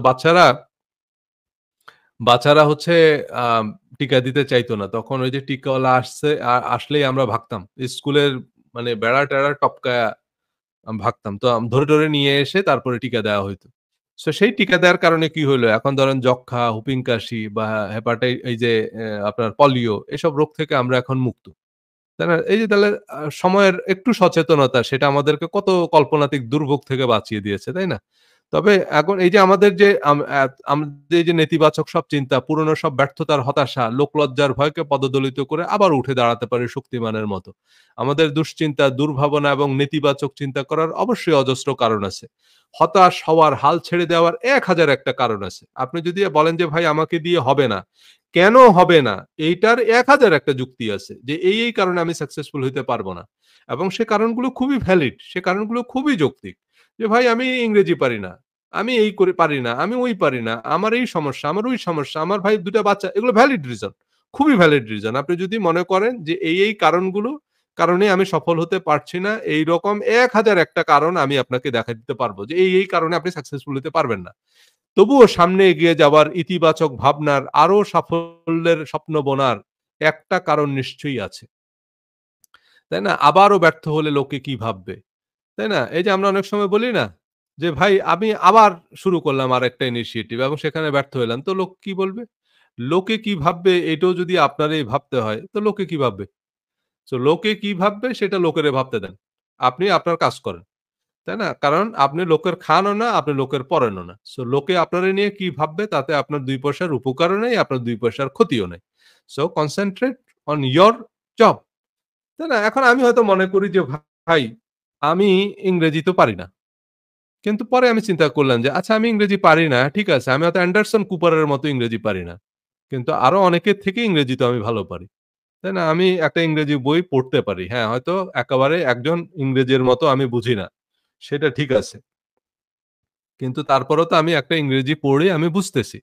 সো এটাও তো আরেকজন বুঝতেছে না। তাই না? অনেক মানুষ আছে তারা একটা ইংরেজি শব্দ উচ্চারণ করতে পারে না। এমনকি হ্যালোটাও ইংরেজিতে বলতে পারে না। আমেরিকায় থাকে। বহু বছর ধরে আমেরিকায় থাকে তারা হ্যালো বলতে পারে না। তারা স্প্যানিশ ভাষায় কথা বলে এখানে ওলা। সো মানে হ্যালোরে স্প্যানিশ ভাষায় ওলা বলে। তারা হ্যালো বললে বুঝবেও না। কারণ তারা এটার সাথে পরিচিত না। আমেরিকায় বহু মানুষ আছে তারা ইংরেজিতে কথা বলে না এবং তারা ইংরেজিতে কথা বলতে পারে না। তাদের কোনো অসুবিধা হয় না। সো কথা হচ্ছে আপনি তো এখন চিন্তা করেন যে ভাই আমি যদি 40% ইংরেজিও জানি। তো ভাই আমি এখন থেকে যদি মনে করি যে ঠিক আছে নেক্সট ৬ মাস আমি আমার ইংরেজি ইমপ্রুভ করার পিছনে ব্যয় করব। তো ৬ মাসে তো আমি ইমপ্রুভ করতে পারি। তারপরের মাসে আমি আরেকটু ইমপ্রুভ করব। তারপরের ৬ মাসে আমি আরেকটু ইমপ্রুভ করব। আমার যদি শেখার দরকার হয় কোনো একটা কিছু আমি শিখে নিতে পারি তো। আমি পারি না এটা তো কোনো এক্সকিউজ না। আমি একটা ব্যবসায় ফেইল করছি। সেখান থেকে আমার কিছু তো অভিজ্ঞতা হয়েছে যেটা আমার পরবর্তী বিজনেসে আমাকে হেল্প করবে। সো একটা জায়গায় আমি ফেইল করলাম, একটা জায়গায় আমি আনসাকসেসফুল হলাম। তার মানে এই না যে আমি আর সাকসেসফুল হতে পারব না। হ্যাঁ, আমি আবার আরেকটা যখন শুরু করব মানুষ হাসাহাসি করব, করুক। আমি যখন সাকসেসফুল হব তখন মানুষ আবার আমাকে উদাহরণ দিবে। হ্যাঁ, কোনো সমস্যা নেই। সো লোকে কি ভাববে সেটা নিয়ে আপনার ভাবার দরকার নেই। তো এ বইয়ে আমি নির্দিষ্ট কোনো পেশাকে উদাহরণ হিসেবে নিচ্ছি না। সাফল্য বলতে কোনো নির্দিষ্ট লক্ষ্যপথ বা গন্তব্যকেও বোঝাচ্ছি না। আপনার পছন্দের পেশা, সাফল্য, লক্ষ্যপথ, গন্তব্য যাই হোক সেখানে পৌঁছাতে যা করণীয় আগে তার সব রকমের উপায় এবং প্রতিবন্ধকতাগুলো চিহ্নিত করতে হবে। শুরুর দিকে আলোচনা করেছি কিভাবে কার্যকর এবং বাস্তবসম্মত লক্ষ্য স্থির করতে হয়। কারণ লক্ষ্য স্থির করা খুব ইম্পোর্টেন্ট। বাস্তবসম্মত কার্যকর লক্ষ্য স্থির করলে আপনি দেখবেন আপনার লক্ষ্য অর্জনের জন্য প্রয়োজনীয় সবকিছুই আপনার হাতের নাগালে। যাবতীয় অসম্ভব প্রতিবন্ধকতা কেবল আমাদের মনে মগজে। হ্যাঁ, আমাদের লিমিটেশনস আছে। কিন্তু কথা হলো সেই লিমিটেশনস গুলোকে আমরা ওভারকাম করতে পারি। যেমন ধরেন আপনি যদি আবার মনে করেন যে আপনার লিমিটেশনসই নাই তাহলে আবার সেটা আরেক সমস্যা। যেমন ধরেন আমি যদি একটা ব্যবসা করতে চাই, তাহলে ব্যবসা করতে গেলে আমার শুধু এক ধরনের নলেজ দিয়ে হবে না। যেমন ধরেন আমি শুধু মার্কেটিংটা ভালো বুঝি। কিন্তু শুধু মার্কেটিং দিয়ে আপনার ব্যবসা হবে না। কারণ মার্কেটিং হচ্ছে বিজনেসের একটা ডিপার্টমেন্ট। মানে একটা বিজনেস অর্গানাইজেশনের একটা ডিপার্টমেন্ট হচ্ছে মার্কেটিং। সো আপনি যদি একেবারে দুনিয়ার সবচেয়ে বড় মার্কেটিং বিশেষজ্ঞও হন, তবুও আপনি ব্যবসায় সফল হতে পারবেন না যদি আপনি ম্যানেজমেন্ট না জানেন। কারণ ম্যানেজমেন্ট মার্কেটিং এর আরেকটা ডিসিপ্লিন। তারপরে হচ্ছে আপনি ফাইন্যান্স। মানে আপনার ব্যবসা করতে গেলে পুঁজি লাগবে। এখন ধরেন এই যে আমি একটা মার্কেটিং এজেন্সি যদি করি, যেমন নিউ ইয়র্কে একটা ডিজিটাল মার্কেটিং এজেন্সির মোটামুটি মান্থলি স্টার্টিং এ আপনার মিলিয়ন ডলার লাগবে। তারপরে হচ্ছে এগুলার মান্থলি এক্সপেন্ডিচার $100,000 কারণ এখানে অনেক সফটওয়্যার দরকার হয়। তার মানে কি আমার পুঁজি লাগবে। সো সে পুঁজি যদি আমার কাছে না থাকে তাহলে আমার আরেকজনের কাছ থেকে পুঁজি নিতে হবে। তাই না? ফাইন্যান্স পুঁজি ছাড়া ব্যবসা হবে না। এখন আমি ভালো মার্কেটিং জানি। ভালো মার্কেটিং জানলেই আমি মার্কেটিং রিলেটেড সার্ভিস দিয়ে সাকসেসফুল হতে পারব না। কারণ সেটা যখনই আমি একটা মার্কেটিং এজেন্সি করব তার মানে সেখানে আমার ম্যানেজার লাগবে। তার মানে ম্যানেজার মানে হচ্ছে যে ম্যানেজমেন্ট জানে। সো ম্যানেজমেন্ট বিজনেসের আরেকটা ডিসিপ্লিন। সো ফাইন্যান্স বিজনেসের আরেকটা ডিসিপ্লিন লিগ্যাল মানে লিগ্যাল বিষয়গুলো আছে। তার মানে যিনি বিজনেস ল জানেন। এখন আমি তো আর লইয়ার না। আমি মার্কেটিং এর মানুষ। সো একজন আবার বিজনেসের আইন কানুন জানেন। তো আমার হয় তার কাছ থেকে সে কনসালটেন্সি নিতে হবে। সেটার জন্য তাকে পয়সা দিতে হবে। একজন লিগ্যাল অ্যাডভাইজার রাখতে হবে। সো এরকম। এখন এগুলাকে আমরা ওভারকাম করতে পারি। নট নেসেসারিলি যে আমাকে আবার নতুন করে আইন পড়তে হবে ব্যবসা করতে গেলে তা না। কারণ আরেকজন লইয়ার আছে। আমি উনার কাছ থেকে বুদ্ধি পরামর্শ নিব। উনি আমাকে বলে দিবেন কি করতে হবে, কি করলে আমি বিপদে পড়ব। কি আইনি লিমিটেশনস আছে। সেসব জিনিসগুলো। আমাদের সবকিছুই হাতের নাগালে আছে। এখন আপনি আপ সার্কুলার দিলেই ম্যানেজার পাবেন যে ম্যানেজমেন্ট জানে। আপনি তাকে হায়ার করবেন। আপনি ফাইন্যান্স, আপনার বিজনেসে বিনিয়োগ করার মতো লোক আছে।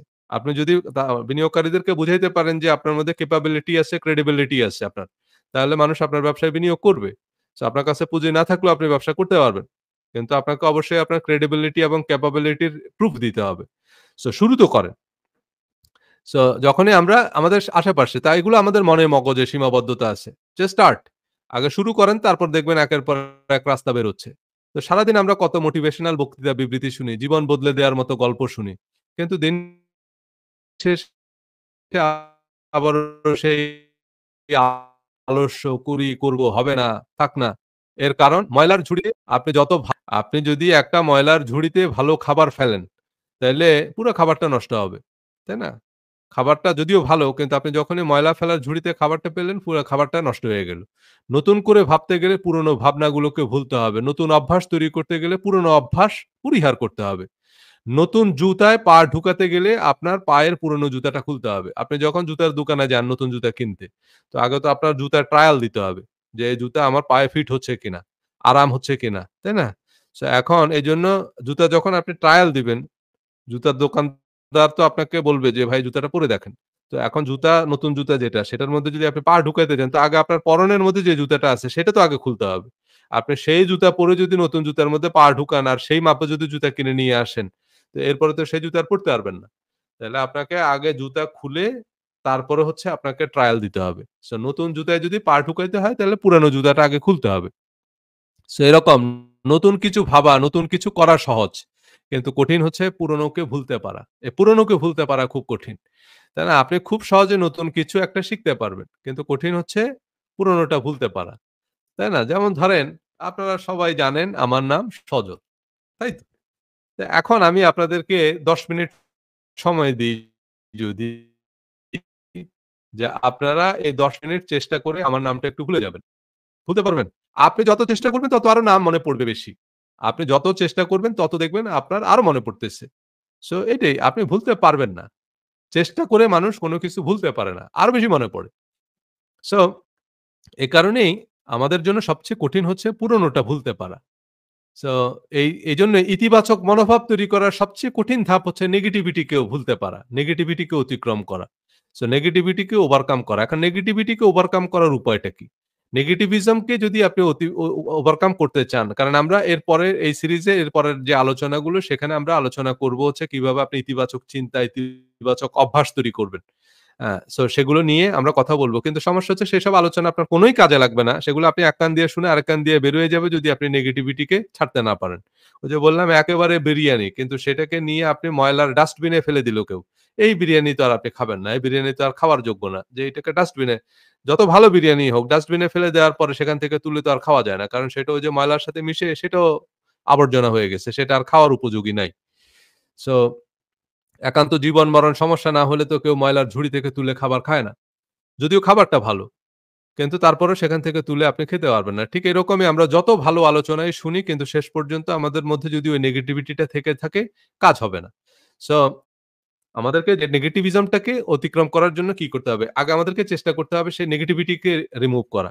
সো যখনই আমাদের মধ্যে এরকম নেগেটিভ চিন্তাগুলো আসবে সাথে, সাথে আমরা ওই চিন্তাগুলোকে থামিয়ে দিব। স্টপ।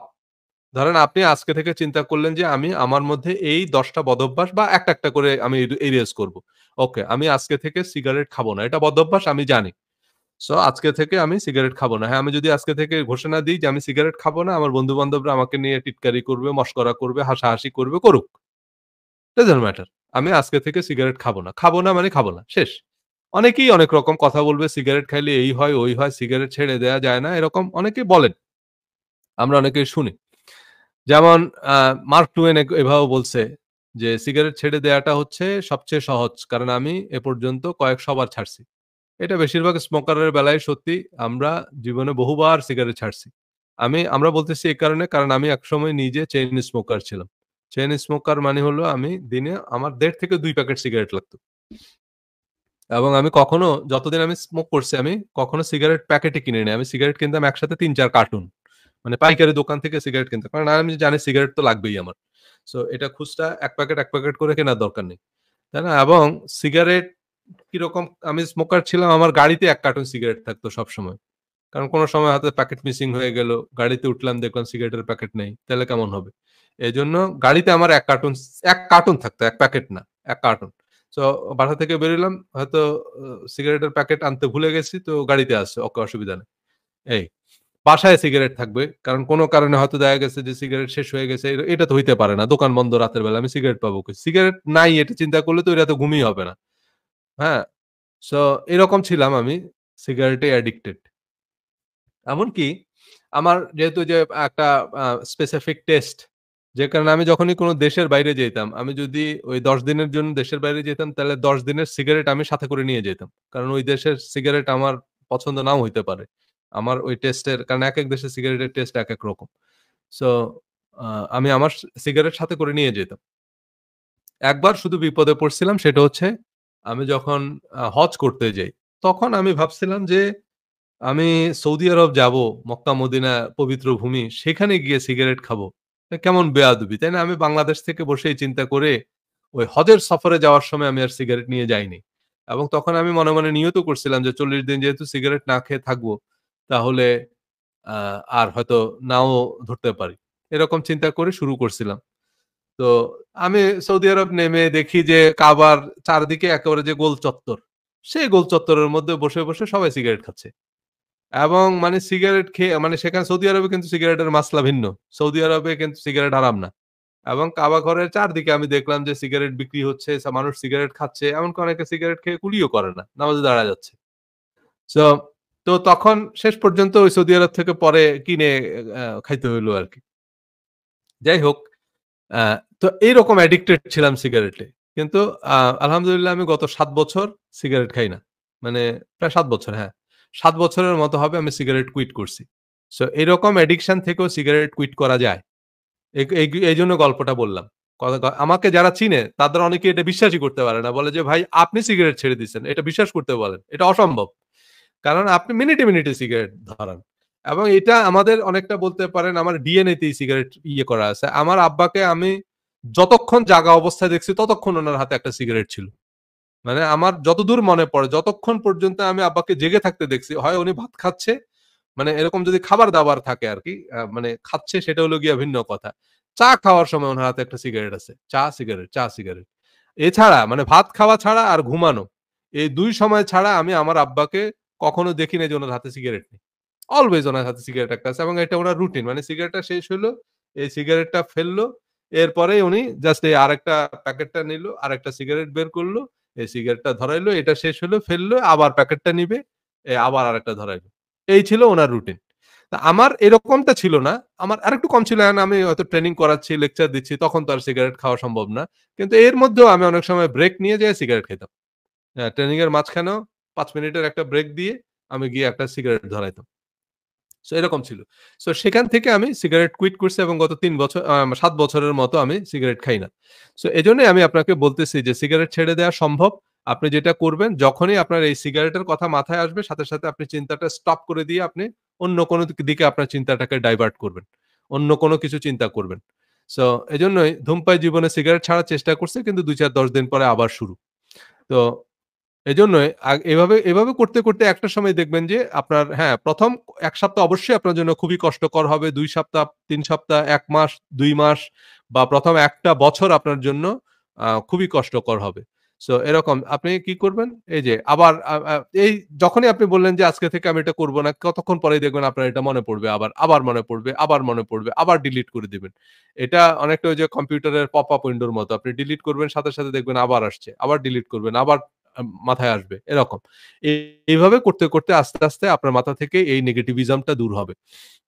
সো এসব আমাদের কনশাস মাইন্ড, মানে আমাদের এই যে আমাদের এটা হচ্ছে ২ টা জিনিস। একটা হচ্ছে আমরা যা চিন্তা করি এটার ২ টা ইয়ে আছে। একটা হচ্ছে কনশাস মাইন্ড আরেকটা হচ্ছে সাবকনশাস মাইন্ড। আমাদের যে অভ্যাস সেটা হচ্ছে আমাদের সাবকনশাস মাইন্ড, অবচেতন মন। আমরা যা করি সেটা আমাদের অবচেতন মন আমাদেরকে করায়। অবচেতন মন হচ্ছে কম্পিউটারের প্রোগ্রামের মতো। কম্পিউটারে যেরকম প্রোগ্রাম ইনস্টল করা আছে কম্পিউটার সে প্রোগ্রাম মোতাবেক চলবে। যেই ধরনের প্রোগ্রাম ইনস্টল করা আছে। ঠিক একই রকমভাবে আমাদের অবচেতন মন। তো আমরা কনশাস মাইন্ডে যেটা করতে থাকি আস্তে, আস্তে আ অবচেতন মনে আস্তে, আস্তে আ জি। সো অবচেতন মনে সেটা প্রোগ্রামড হয়ে যায়। অবচেতন মনে সেটা আস্তে, আস্তে আমাদের লিখা হয়ে যায়। সো কনশাস মাইন্ড বা এই যে আজকে থেকে যে না এই নেগেটিভটা আমি করব না। এভাবে করতে থাকবেন। যে না যখনই এই নেগেটিভিজম টা আসবে, যেমন ধরেন আপনার যদি মনে হয় আমি অনেক রাগ।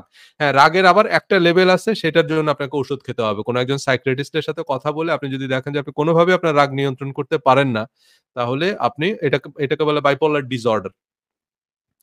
সো এরকম আ হয় তখন আপনাকে অবশ্যই আ ডাক্তারের শরণাপন্ন হতে হবে যদি আপনি মনে করেন যে আপনার একদম কাউরে খুন করে ফেলতে ইচ্ছা করে। এরকম যদি আত্মঘাতী চিন্তা মাথায় আসে তাহলে বুঝবেন যে এটা ক্লিনিক্যাল লেভেলের ডিজিজ এবং সেটার জন্য আপনাকে অবশ্যই ডাক্তারের সাথে কোয়ালিফাইড সাইকোলজিস্ট এর সাথে কথা বলা সাইকিয়াট্রিস্ট এর সাথে কথা বলে আপনাকে ঔষধ খেতে হবে বা কাউন্সেলিং নিতে হবে। আদারওয়াইজ একটা বড় বিপদ হতে পারে। বাট ইউজুয়ালি আপনি যদি মনে করেন যে আমি কথায়, কথায় রেগে যাই, এটা আমার জন্য ক্ষতিকর।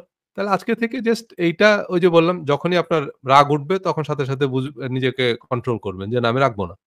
তখন আপনি মজার কিছু চিন্তা করবেন। কমেডি এরকম কোন মজার কোন কিছু ইয়ে করে রাখবেন। ঐদিকে আপনার মনোযোগটা ডাইভার্ট করে দিবেন। একটা সময় দেখবেন যে না, আপনি আর কথায়, কথায় রাখতেছেন না।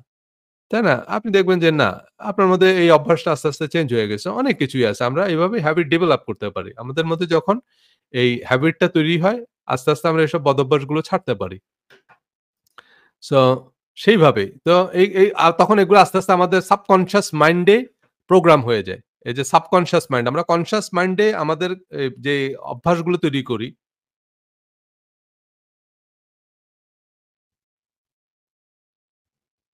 না, কাবার চত্বরে সবাই সিগারেট খায় সে কথা আমি বলিনি। দেন প্রশ্ন কথাগুলো উল্টা বুঝুন না। সবাই সিগারেট খায় বলতে আমি বুঝছি যারা সিগারেট খায় আরকি তারা সবাই খায়।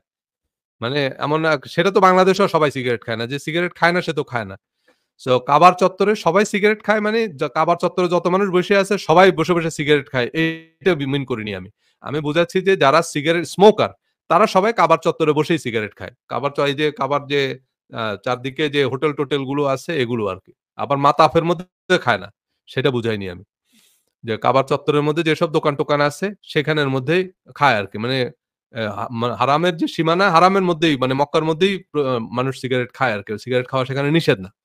যে আমি দেশ থেকে যেটা মনে করছিলাম যে ভাই মক্কা শরীফে গিয়া মদিনা শরীফে গিয়ে আমি সিগারেট খাবো। এটা মানে মক্কা মদিনায় সিগারেট খাবো এটাই আমি চিন্তা করিনি আরকি। সেই তুলনায় আমি দেখলাম যে কাবার খুব কাছাকাছি বসে যে কাবার আশেপাশে যে দোকান-টোকান গুলো আছে ফাস্ট ফুডের দোকান, চায়ের দোকান-টোকান আছে সেখানে বসে মানুষ চা খাচ্ছে, সিগারেট খাচ্ছে। মানে যারা সিগারেট খায় আরকি তারা।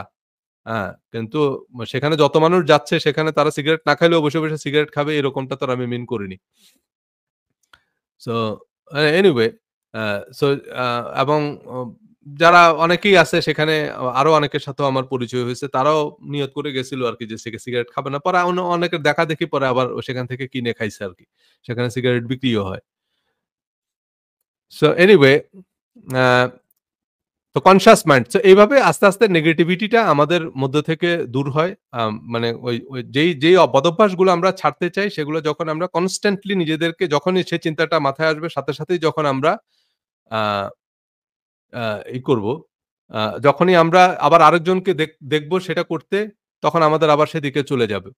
এজন্য আস্তে, আস্তে তখন আমাদের মধ্যে ওই যে আমাদের কনশাস মাইন্ডে আমরা এই ইনস্ট্রাকশন দিতে একটা সময় গিয়ে আমাদের সাবকন্সিয়াস মাইন্ডে সেটা প্রোগ্রামড হয়ে যাবে। তখন আমরা বুঝবো যে না এটা বদঅভ্যাস, এটা করা যাবে না। এটা ভালো অভ্যাস, এটা করতে হবে। ওই চিন্তাগুলোই তখন আমাদের মাঝখানে আসবে। সো এই হচ্ছে গিয়ে বিষয়। সো আমরা এভাবে করে আস্তে, আস্তে আমাদের মধ্যে থেকে এই নেগেটিভিটিটাকে ডিলিট করব। বা মনের যে অদৃশ্য শিকল, তাই না? এই যে যেমন ধরেন একজন স্মোকার যদি মনে করে যে না আমি সিগারেট ছাড়তে পারব না। সুতরাং এই চেষ্টা করে বৃথা বা ছাড়তে পারতেছি না। তো এই যে আমার মধ্যে এরকম একটা শিকল আমাকে বন্দী করে রাখতেছে। কেন আমি যদি মনে করি আজকে থেকে খাবো না, আমার ইচ্ছা করবে। ২ দিন পর আর ইচ্ছা করবে না। ইচ্ছা করবে মানে আপনার মধ্যে এমন কোন শারীরিক না এই অনেকে মনে করে যে এর মধ্যে আপনার শুধু ইচ্ছা করবে।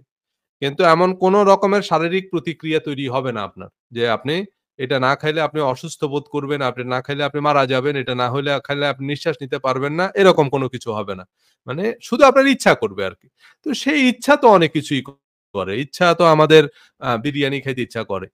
তাই না? ডাক্তার যখনই নিষেধ করে তখন আমাদের সেটা খাইতে আরো বেশি ইচ্ছা করে। আমাদের কালা ভুনা খাইতে ইচ্ছা করে। তাই না? এখন ডাক্তার নিষেধ করছে যে এসব খাবেন না। এগুলো এখন বয়স হয়ে গেছে, এগুলা খাইলে ক্ষতি হবে। কিন্তু খাইতে তো ইচ্ছা করে। তো এখন খাইতে ইচ্ছা করবে। ইচ্ছা করা ভিন্ন জিনিস। এই সিগারেটও আপনার খাইতে ইচ্ছা করবে। যারা অ্যালকোহল এ অ্যাডিক্টেড তাদের এটা খাইতে ইচ্ছা করবে। কিন্তু না খাইলে খুব বড় রকমের কোনো অসুবিধা হবে না। এগুলো হচ্ছে বাহানা। তখন এই না আজকে একটু খাই, আজকে একটু আনন্দের দিন, আজকে একটু দুঃখের দিন। তাই না? যারা খায় সিগারেট তারা আনন্দেও খায়, তারা দুঃখেও খায়, তারা আ সব পরিস্থিতিতেই খায়। সো না খাইলে একটু উসখুস লাগে। সেটা সবকিছুই। আপনি যখন একটা টিভি সিরিজ সেটা যেমন আমাদের ছোটবেলায় আমাদের খুব ভাল লাগতো 'আলিফ লায়লা' দেখতে। তো 'আলিফ লায়লার' সময় কারেন্ট চলে গেলে এত অস্থির লাগতো যে কখন কারেন্টটা আসবে। ইস! মানে এই এক্ষণ কারেন্ট চলে গেল। মন খারাপ হয়ে যেত। তাই না?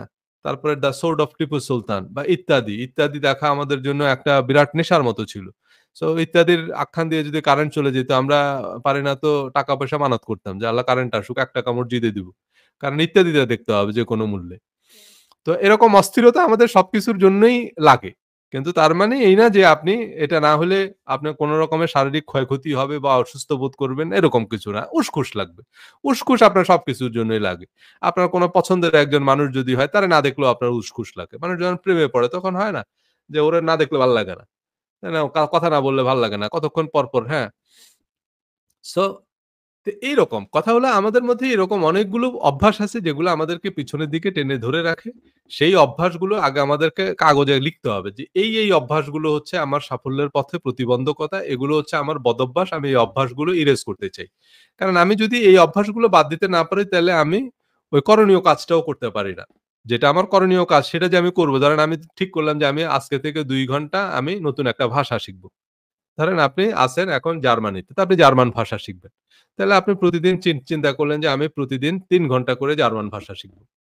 কিন্তু এই ৩ ঘন্টা কেন? আপনি ৩ মিনিটও সময় বের করতে পারেন না। কিন্তু ৩ ঘন্টা সময় কিন্তু আপনার আছে। তো ৩ ঘন্টার সময় আপনি কেন ধরেন আপনি প্রতিদিন কাজে যে যান ট্রেনে করে, সেখানে প্রতিদিন আপনি ৪৫ মিনিট সময় পান। সেই সময়টুকু কিন্তু আপনি শিখতে পারেন। সেই সময়টুকু কিন্তু তারপরেও সেটা হয় না। সেটাতে আপনি কি করতেছেন? অন্য কাজ করতেছেন। তো তাইলে এটা হচ্ছে গিয়ে আমার বদঅভ্যাস। যে ভাই আমার এই যে Facebook এ বসে আমি প্রতিদিন ২ ঘন্টা সময় নষ্ট করি। যেটা কি দেখে নষ্ট করলাম সেটাও আমি জানি না।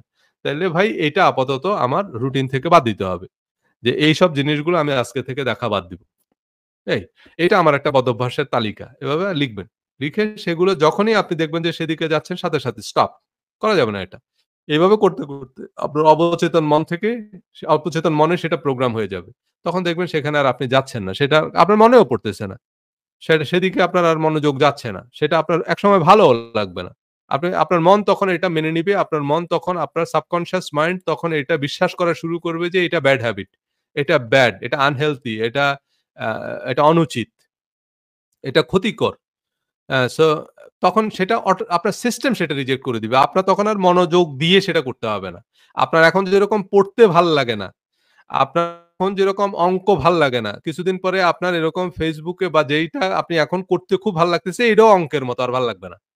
কারণ এইটা আগে আপনার মনকে বুঝাইতে হবে। বারবার করে যখন আপনি বুঝাবেন, তখন আপনি দেখবেন যে এই যে কাজ এটা বেহুদা।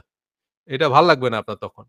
আর আপনি যখন আস্তে আপনার মনকে বুঝাবেন যে আমার একটা ভালো অভ্যাস তৈরি করতে হবে। তখন আপনি দেখবেন এখন যেরকম আপনার কনসার্টে যাইতে ভাল লাগে, এখন যেরকম আপনার সিগারেট খাইতে ভাল লাগে, আপনার মদ খাইতে ভাল লাগে, একসময় আপনি দেখবেন আপনার বই পড়তে ভাল লাগে। কারণ আপনি আপনার মনকে এটা প্রোগ্রাম করছেন। আমাদের অবচেতন মন কিন্তু সত্য মিথ্যার পার্থক্য বুঝে না। আমাদের অবচেতন মন অবুঝ শিশুর মতো। আমাদের মনকে আমরা যদি বুঝাই যে এটা ভালো কাজ, এটা খুবই আনন্দের কাজ, তখন দেখবেন ওই কাজ করে আমাদের মন আনন্দ পাচ্ছে। যেমন একটা সময় ক্রিকেট খেলা আমাদের কাছে খুব বিরক্ত লাগতো। কারণ ক্রিকেট খেলা আমরা বুঝতাম না। আমরা বুঝতাম কার্টুন। কিন্তু আমার বড় ভাই দেখা গেল যে সে হচ্ছে ক্রিকেট খেলা দেখে। কারণ সে তো সিনিয়র।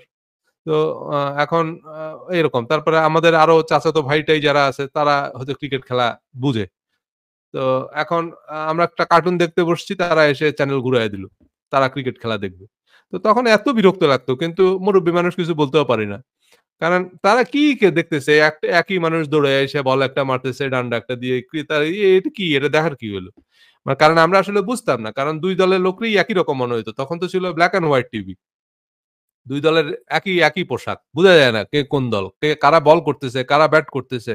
জানি না যে কিন্তু তারা আবার দেখতাম যে খুব আনন্দ পাইতেছে। তারা লাফ দিয়ে উঠতেছে, চিৎকার দিতেছে, খুব খুশি। তাদের দল জিতছে। কিন্তু আমরা যেহেতু খেলা বুঝতাম না, এতে আমরা কোনো আনন্দও পাইতাম না। কিন্তু একটা সময় আমরা এমন অ্যাডিক্টেড হয়ে গেলাম খেলায় যে সব বাদ। কালকে পরীক্ষা, কিসের পরীক্ষা? তাই না? বিশ্বকাপের সেমিফাইনাল খেলা। তাও আবার ইন্ডিয়া পাকিস্তানের খেলা। তাই না? এই খেলা আবার না দেখে পরীক্ষায় পড়ায় মন বসবে নাকি? মন বসবে না। এই যে খেলায় আপনি যেরকম আনন্দ পাচ্ছেন, আপনি পড়ায় এর থেকেও বেশি আনন্দ পাবেন যদি আপনি আপনার মনকে বুঝাইতে পারেন যে পড়াটা আনন্দের। তখন আপনি দেখবেন পড়তে আপনার ভাল লাগতেছে। এর মধ্যে কেউ সাইড দিয়ে আওয়াজ করতেছে, আপনার বিরক্ত লাগতেছে। কিন্তু আপনার মনকে আগে প্রোগ্রাম করতে হবে। যেটা ভালো কাজ, যেটা করণীয় কাজ, যেটা আপনার সাফল্যের জন্য দরকারি, আপনার মনকে বুঝাইতে হবে এটাই সবচেয়ে এন্টারটেইনিং। এটা যদি আপনি একবার মনকে বুঝাইয়া ফেলেন, আপনার মন সেটাতেই সবচেয়ে বেশি বিনোদন পাবে। আপনি এক্সারসাইজ করবেন, ভাল লাগতেছে না। ২ দিন এক্সারসাইজ করবেন, দেখবেন শরীর ব্যথা করতেছে, আর ইচ্ছা করতেছে না। কিন্তু আপনি যদি আপনার মনকে বুঝান যে এন্টারটেইনমেন্ট, সবচেয়ে ভালো এন্টারটেইনমেন্ট হচ্ছে ব্যায়াম করা। তখন আপনি দেখবেন ব্যায়াম করার মধ্যে আপনি একটা আনন্দ পাইতেছেন। এইভাবে করতে একসময় দেখবেন কিছু মানুষ আছে মানে ৭-৮ ঘন্টা তারা জিমে পড়ে আছে। এরপরে এইরকম দেখবেন বডি বিল্ডার হয়ে গেছে। কারণ বডি বিল্ডিং এ তাদের কোনো কষ্ট নাই। কারণ এটার মধ্যেই সে আনন্দ পায়। আপনি যেরকম একটা সিনেমা দেখতে আনন্দ পান, সে জিমে গিয়ে এরকম ৭-৮ ঘন্টা এক্সারসাইজ করতে একই রকম আনন্দ পায়। আনন্দ না পাইলে তার পক্ষে এরকম ৪-৫ ঘন্টা জিমে পড়ে থাকা সম্ভব হতো না।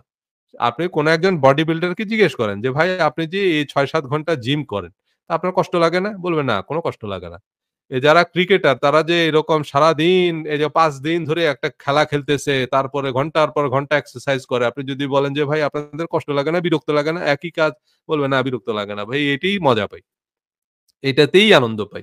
কারণ হচ্ছে তার মন প্রোগ্রামড হয়ে গেছে। তার মন জানে যে এটাই আনন্দের বিষয়। আমি এই যে প্র্যাকটিস করতেছি, আমি এই যে খেলতেছি, একটা ছক্কা মারলাম এতেই আনন্দ। ২ টা মারলাম না, ২ টা মিস হয়ে গেল, আবার মন খারাপ হয়ে গেল। এই যে এক্সাইটমেন্ট মানে এর মধ্যেই একটা আনন্দ আছে। সে এইভাবে যে ভালো স্টুডেন্ট সে দেখবেন পড়তেছে, পরীক্ষায় ভালো রেজাল্ট করছে, একটা পরীক্ষায় রেজাল্ট খারাপ হয়ে গেছে, নাম্বার কম আসছে, মন খারাপ হয়ে গেল। আরো পড়াশোনা শুরু করছে। কারণ এটার মধ্যেই সে আনন্দ পায়। এটাই তার কাছে খেলাধুলার মতো বিনোদন। সো এই হচ্ছে গিয়ে বিষয়। সো এইভাবে আমাদেরকে এই নেতিবাচক প্রোগ্রামগুলো একটা কাগজে লিখতে হবে যে এগুলো হচ্ছে আমাদের নেতিবাচক চিন্তা, এগুলো হচ্ছে আমাদের নেতিবাচক অভ্যাস। আমি যা জীবনে অর্জন করতে চাই সেটার সাথে এইসব কাজের কোনো সম্পর্ক নাই। এগুলো আমার মানে একটা জিনিস হচ্ছে যেটা সেটা হচ্ছে মানুষ কাজ করে সময় নষ্ট করে, আবার কাজ না করে সময় নষ্ট করে। সো আগে দেখবেন যে ধরেন আপনি যে কাজটা করতেছেন মানে সেটা যদি আপনার লক্ষ্য উদ্দেশ্যের সাথে রিলেটেড না হয়, তার মানে সেইটা করার কারণে হচ্ছে আপনি আপনার করণীয় কাজটা করতে পারতেছেন না। যেমন ধরেন আপনি স্টুডেন্ট, তো আপনার কাজ হচ্ছে প্রতিদিন আপনি ৮ ঘন্টা পড়বেন। কিন্তু ৮ ঘন্টা পড়া হচ্ছে না। তাহলে এই ৮ ঘন্টা আপনি কি করেন আগে সেইটা খুঁজে বের করেন। যে আচ্ছা ৮ ঘন্টা তো আমার পড়ার কথা। তা আমি তো গত ২৪ ঘন্টার মধ্যে ৮ ঘন্টা পড়িনি। তাহলে আমি কি করলাম এই ৮ ঘন্টায়? মানে আমার পড়াশোনার জন্য যে ৮ টা ঘন্টা সময় আমি বরাদ্দ করলাম যে আমি প্রতিদিন ৮ ঘন্টা করে পড়ব। আমার সামনে বিসিএস পরীক্ষা এবং বিসিএস পরীক্ষার জন্য আমি প্রতিদিন ৮ ঘন্টা করে পড়ব। ৮ ঘন্টা করে যদি পড়েন আপনার বিসিএস হবেই হবে। কিন্তু আপনি দেখবেন যে ভাই ৮ ঘন্টা তো দূরের কথা আমি ৮ মিনিটও পড়িনি গত ১ সপ্তাহে। এই লক্ষ্য স্থির করার পর। আচ্ছা ৮ ঘন্টা আমি পড়লাম না। তা ৮ ঘন্টা আমি করলামটা কি? আমি যেটুকু সময় বরাদ্দ করলাম নিজের পড়ার জন্য, তো সে সময়টা আমি করলামটা কি? আগে সেই কারণগুলো আগে সিলেক্ট করেন যে আমি প্রতিদিন তাহলে করিটা কি? আগে সেই অভ্যাস যেগুলো আছে সেগুলো আগে লিখেন একটা জায়গায়। তারপরে এই অভ্যাসগুলোকে ইরেজ করতে হবে। এই অভ্যাসগুলো যদি না করেন, আপনি যত বড় মোটিভেশনাল স্পিকার একবারে বড়ি বানায় গিলে ফেলেন। আপনি আল্টিমেটলি আপনার যে পড়া বিসিএস এর জন্য হোক, জিআরই এর জন্য পড়েন, আপনি অনার্স এর জন্য পড়েন, মাস্টার্স এর জন্য পড়েন, আইএলটিএস এর জন্য পড়েন, যে জন্যই আপনি পড়ার প্রিপারেশন নেন, আপনার আল্টিমেটলি সেটা পড়া হবে না, সেটা করা হবে না। কারণ হচ্ছে ওই যে ওই ৮ ঘন্টায় আপনি যে কাজগুলো করেন, সেই কাজগুলো আপনি ছাড়তে পারতেছেন না। আপনি হয় ৮ ঘন্টা বসে, বসে নাটক দেখেন, একের পর এক রিলস দেখেন, যেইটাই দেখেন বা বন্ধুদের সাথে আড্ডা মারেন, তো এগুলো ছাড়তে হবে আগে। এগুলো যখন ছাড়বেন ১ম একদিন যাবেন না, বন্ধুরা ফোন করবে, "কি ব্যাপার তুমি আজকে আসো নাই কেন?" হ্যাঁ? এই যতক্ষণ আপনি অ্যা এই করবেন ১ম কিছুদিন আপনার কষ্ট হবে, এটা বদভ্যাস, এটা ছাড়া এত সহজ না। সো আগে আপনাকে সেটা লিস্ট করতে হবে এবং সেটা ইরেজ করতে হবে। সেটা যদি ইরেজ করতে না পারেন, তাহলে আল্টিমেটলি আপনার যেটা করা দরকার সেটা আপনি করতে পারবেন না। সেটা করতে না পারলে আল্টিমেটলি আপনি যা অ্যাচিভ করতে চান সেটাও অ্যাচিভ করতে পারবেন না। খুবই সহজ হিসাব। তো আমরা এই মনের অদৃশ্য শিকল নিয়ে আজকে কথা বললাম। আমরা আগামী পর্বগুলোতে যেমন ধরেন আ পজিটিভ হ্যাবিট ডেভেলপ করব আমরা। যেমন আ ইতিবাচক চিন্তা, ইতিবাচক কাজ সেসব নিয়ে আমরা কথা বলব। থিংক পজিটিভ, টক পজিটিভ, ওয়ার্ক পজিটিভ সেগুলো মানে যখন আগে আমরা নেগেটিভিটিকে ইরেজ করব না, আগে নেগেটিভিটি চিহ্নিত করতে হবে যে কোনটা, কোনটা নেগেটিভিটি, কোনটা, কোনটা আমাদের মধ্যে কোত্থেকে আসছে। সেটার ওই যে কজ ডাক্তারের কাছে গেলে দেখবেন ডাক্তাররা আগে আপনাকে ডায়াগনোসিস করবে যে আপনার এই রোগটা কেন হলো? এটা কি বংশধরি রোগ? এটা কি আপনার ডিএনএ তে প্রোগ্রাম করা কিনা? তাইলে এক ধরনের ঔষধ। যদি এটা আপনার ইভেন মানসিক রোগীদের কাছে যখন ট্রিটমেন্ট করা হয়, ডাক্তারের কাছে যখন যাবেন আপনি যে আপনার anxiety হোক, ডিপ্রেশন হোক, তখন আগে ডাক্তার আপনার এই anxiety র কজ দে আ এ ফাইন্ড করার চেষ্টা করবে যে anxiety র কারণটা কি? সেটা কি আপনার ব্যবসায় লোকসান? সেটা কি কারণে আপনার সেটা পরীক্ষার রেজাল্ট খারাপ করার কারণে? সেটা কি ঠিক কি কারণে আপনার এই anxiety? কি কারণে আপনি ডিপ্রেসড? কি কারণে আপনার মধ্যে এই মুড সুইং টা হচ্ছে? সেইটা আগে ডাক্তার ডিসকভার করার চেষ্টা করবে, ডায়াগনোসিস করার চেষ্টা করবে। সো আমাদের মধ্যে যে বদভ্যাসগুলো আছে আগে আমাদের এইগুলাকে ডায়াগনোসিস করে একটা কাগজে লিখতে হবে। যে এটার কারণটা কি? পারিবারিক, এটার কারণটা কি স্কুল, এটার কারণটা কি আমাদের একাডেমিক কারিকুলাম, এটার কারণটা কি আ আমাদের এরকম অনেক কিছুই আছে। যেগুলো একাডেমিক কারিকুলামে থাকলেই সেটা একেবারে সায়েন্স বা সেটা একেবারে পারফেক্ট এমন মনে করার কোনো কারণ নেই। একাডেমিক কারিকুলাম থেকে অনেক কিছু আমাদের মধ্যে নেগেটিভ ঢুকছে। ওই যে বললাম না, এসব একাডেমিক কারিকুলাম আমরা ব্রিটিশ থেকে ধার করছি। যে কারণে ব্রিটিশরা আমাদেরকে এগুলোর মাধ্যমে প্রোগ্রাম করছে। ব্রিটিশ আমাদেরকে এগুলোর মাধ্যমে ক্রীতদাস বানাইছে। সো একাডেমিক কারিকুলামে আমরা যা পড়তেছি, ইতিহাস বইতে আমরা যা পড়তেছি সব সত্যি না। ইতিহাস বইয়ে আমাদেরকে ভুল জিনিস পড়ানো হইছে। সো এজন্য এগুলার কারণটা কি? আমাদের মধ্যে এই মানে দুর্বল চিন্তা, অমূলক চিন্তার কারণগুলো কি? সেগুলো আগে ডায়াগনোসিস করে তারপরে এক, এক করে সেগুলো আগে ইরেজ করতে হবে। যদি আপনি নেগেটিভিটি ইরেজ করতে না পারেন সেটার মধ্যে আপনি আ পজিটিভ আ আচ্ছা, এই যে এখানে আমি একটু কথা বলে নিই। এই যে নাজমুল ইসলাম নামে এক ভদ্রলোক। আচ্ছা, উনার সাথে আমি আপনি যদি যেহেতু কমেন্ট করলেন এখানে আমার ধারণা আপনি আমার এই আলোচনাটা শুনছেন। আ এমডি নাজমুল ইসলাম। আমি আপনাকে অনেকভাবে এসএমএস করে আপনাকে অনেকগুলো ইনবক্স করেছি আমি। অনেকগুলো ইনবক্স করেছি এই এমডি নাজমুল ইসলামকে। কিন্তু আপনি আমার ইনবক্স দেখছেন না। ১ম কথা হচ্ছে এই যে আপনি প্রোফাইলের মধ্যে আমার প্রোফাইল পিকচারটা দিয়ে রাখছেন এবং আমি আপনাকে একদম করজোড়ে অনুরোধ করতেছি। সেটা হচ্ছে যে আপনি আপনার প্রোফাইলে আমার আ ভিডিওর যে ছোট, ছোট ক্লিপ বা আমার যে ভিডিওগুলো আপলোড করেছেন সেগুলো ডিলিট করে ফেলবেন। কারণ সেটা আমি আপনাকে ইনবক্সেও কয়েকবার জানিয়েছি। কারণ আমার খুব অসুবিধা হচ্ছে এই ক্লিপগুলোর কারণে। কারণ ১ম কথা হচ্ছে যে আমি আমার ভিডিও কেটে-কুটে অন্যত্র আপলোড করার পারমিশন কখনো দিইনি। কারণ এই পারমিশন না দেওয়ার পিছনে অনেকগুলো কারণ আছে। এখন আপনি হয়তো সোশ্যাল মিডিয়ার নরম জানেন না। জানলে তো আপনি আরেকজনের ভিডিও তার পারমিশন ছাড়া বা তার সাথে আলাপ না করে আপনি কখনোই তার ভিডিও, তার ছবি আপনার পেইজে, আপনার প্রোফাইলে আপলোড করতেন না। It's a crime. তাই না? একটা জিনিস হচ্ছে সেটা হচ্ছে সোশ্যাল মিডিয়ার উপরে আমার একটা বই আছে, personal branding and social media. So কথা হচ্ছে যে ভাই আপনি আপনার ব্র্যান্ডিং করেন। দেখেন আপনার নাম হচ্ছে নাজমুল ইসলাম। সেখানে আপনি আমার ছবি দিয়ে রাখছেন। এটা কিন্তু ফেসবুকের পলিসিরও পরিপন্থী।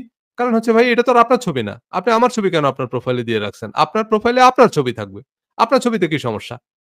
মানে আপনার ছবিতে কোনো সমস্যা আছে? তো কারণ এই যে এখানে লেখা আছে নাজমুল ইসলাম। এই ছবিটা কি নাজমুল ইসলামের? এই ছবিটা আমার ছবি। সো আপনি আমার ছবি কেন নাজমুল ইসলাম নাম দিয়ে লিখবেন? এটা তো মানুষের জন্য কনফিউজিং না? এবং আপনি কোরআন প্রচার করতেছেন। আপনার দাবি আপনি একজন কোরআনের একনিষ্ঠ খাদেম। মানে আমি ধরে নিচ্ছি আপনি অতিরিক্ত আবেগে, অতিরিক্ত প্রেম, ভালোবাসা থেকে আপনি এটা করতেছেন। কিন্তু প্রেম, ভালোবাসা থেকে আপনি যেটা করতেছেন তাতে আপনি আমারও ক্ষতি করতেছেন।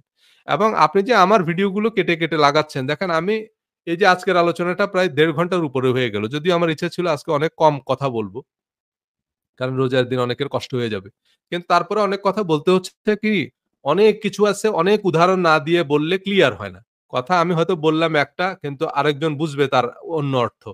এজন্য সংক্ষিপ্ত কথা, ছোট্ট আকারে কথা বললে সে কথার মিস ইন্টারপ্রিটেশন, ভুল অর্থ তৈরি হয়। তাই না?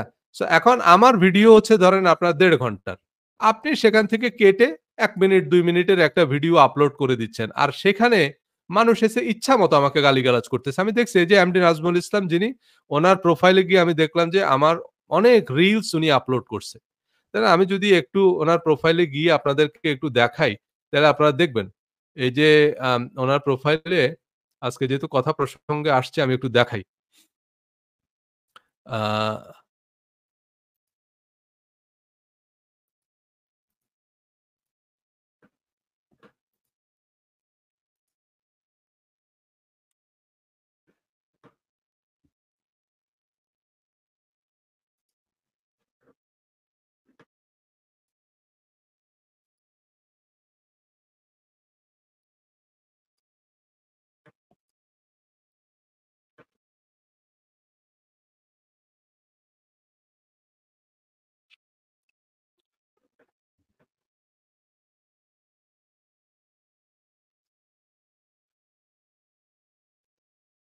এই দেখেন। এই যে এমডি নাজমুল ইসলাম উনি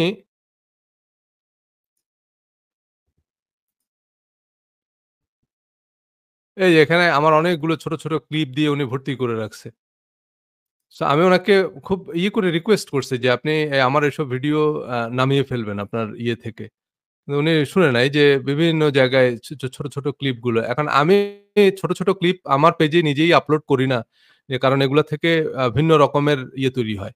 মানে ভিন্ন, ভিন্ন বার্তা তৈরি হয়। মানে এরকম ১-২ মিনিটের ক্লিপ যেগুলো আছে এগুলো থেকে তারপরে বিভিন্ন জন আছে ওনারা হচ্ছে এটা নিচ দিয়ে এসে খুব বাজে ভাষায় গালিগালাজ করে। এই যে এমডি নাজমুল হোসেনের পেইজে আমার যেসব ভিডিও আপলোড করা আছে, এগুলোর নিচে মানুষ এসে আমাকে অকথ্য ভাষায় গালিগালাজ করে। এসব কমেন্ট উনি রিপ্লাইও দেয় না, এসব কমেন্টের উনি কোনো অ্যান্সারও দিচ্ছে না। তো এইটা কেমন কথা হলো? আপনি আমার পারমিশন ছাড়া আমার সাথে কোন রকমের কোন কথাবার্তা না বলে আপনি আমার ভিডিও আপলোড করলেন, আপনার প্রোফাইল পিকচার এর মধ্যে আমার ছবি দিয়ে রাখছেন। এটা তো ভাই আপনার ছবি না। তাহলে সেইটা দিয়ে তারপর আপনি কোরআন প্রচার করতেছেন। কোরআন প্রচার করতেছেন না। আপনি আপনার পেজের ফলোয়ার বাড়াচ্ছেন। আপনি আপনার পেজের লাইক বাড়াচ্ছেন। এবং সেখানে মানুষ এসে যত আজে-বাজে কমেন্ট করতেছে সেসব কমেন্টের আপনি কোন রিপ্লাইও দিচ্ছেন না। সেসব কমেন্ট আপনি কোন ডিলিটও করতেছেন না। সো কথা হচ্ছে যেটা সেটা হলো আপনি আমার আমার আমি আজকে আপনাদেরকে এটুকু বলে দিচ্ছি। Facebook এ আমার যে পেজটা আছে সজল রোশন এবং YouTube এ আমার একটাই চ্যানেল সজল রোশন নামে। যেটাতে আপনারা অনেকে সাবস্ক্রাইব করেছেন বা যেটাতে এই মুহূর্তে এখন আমার লাইভ স্ট্রিমিংটা হচ্ছে। এছাড়া আর যত চ্যানেলে আমার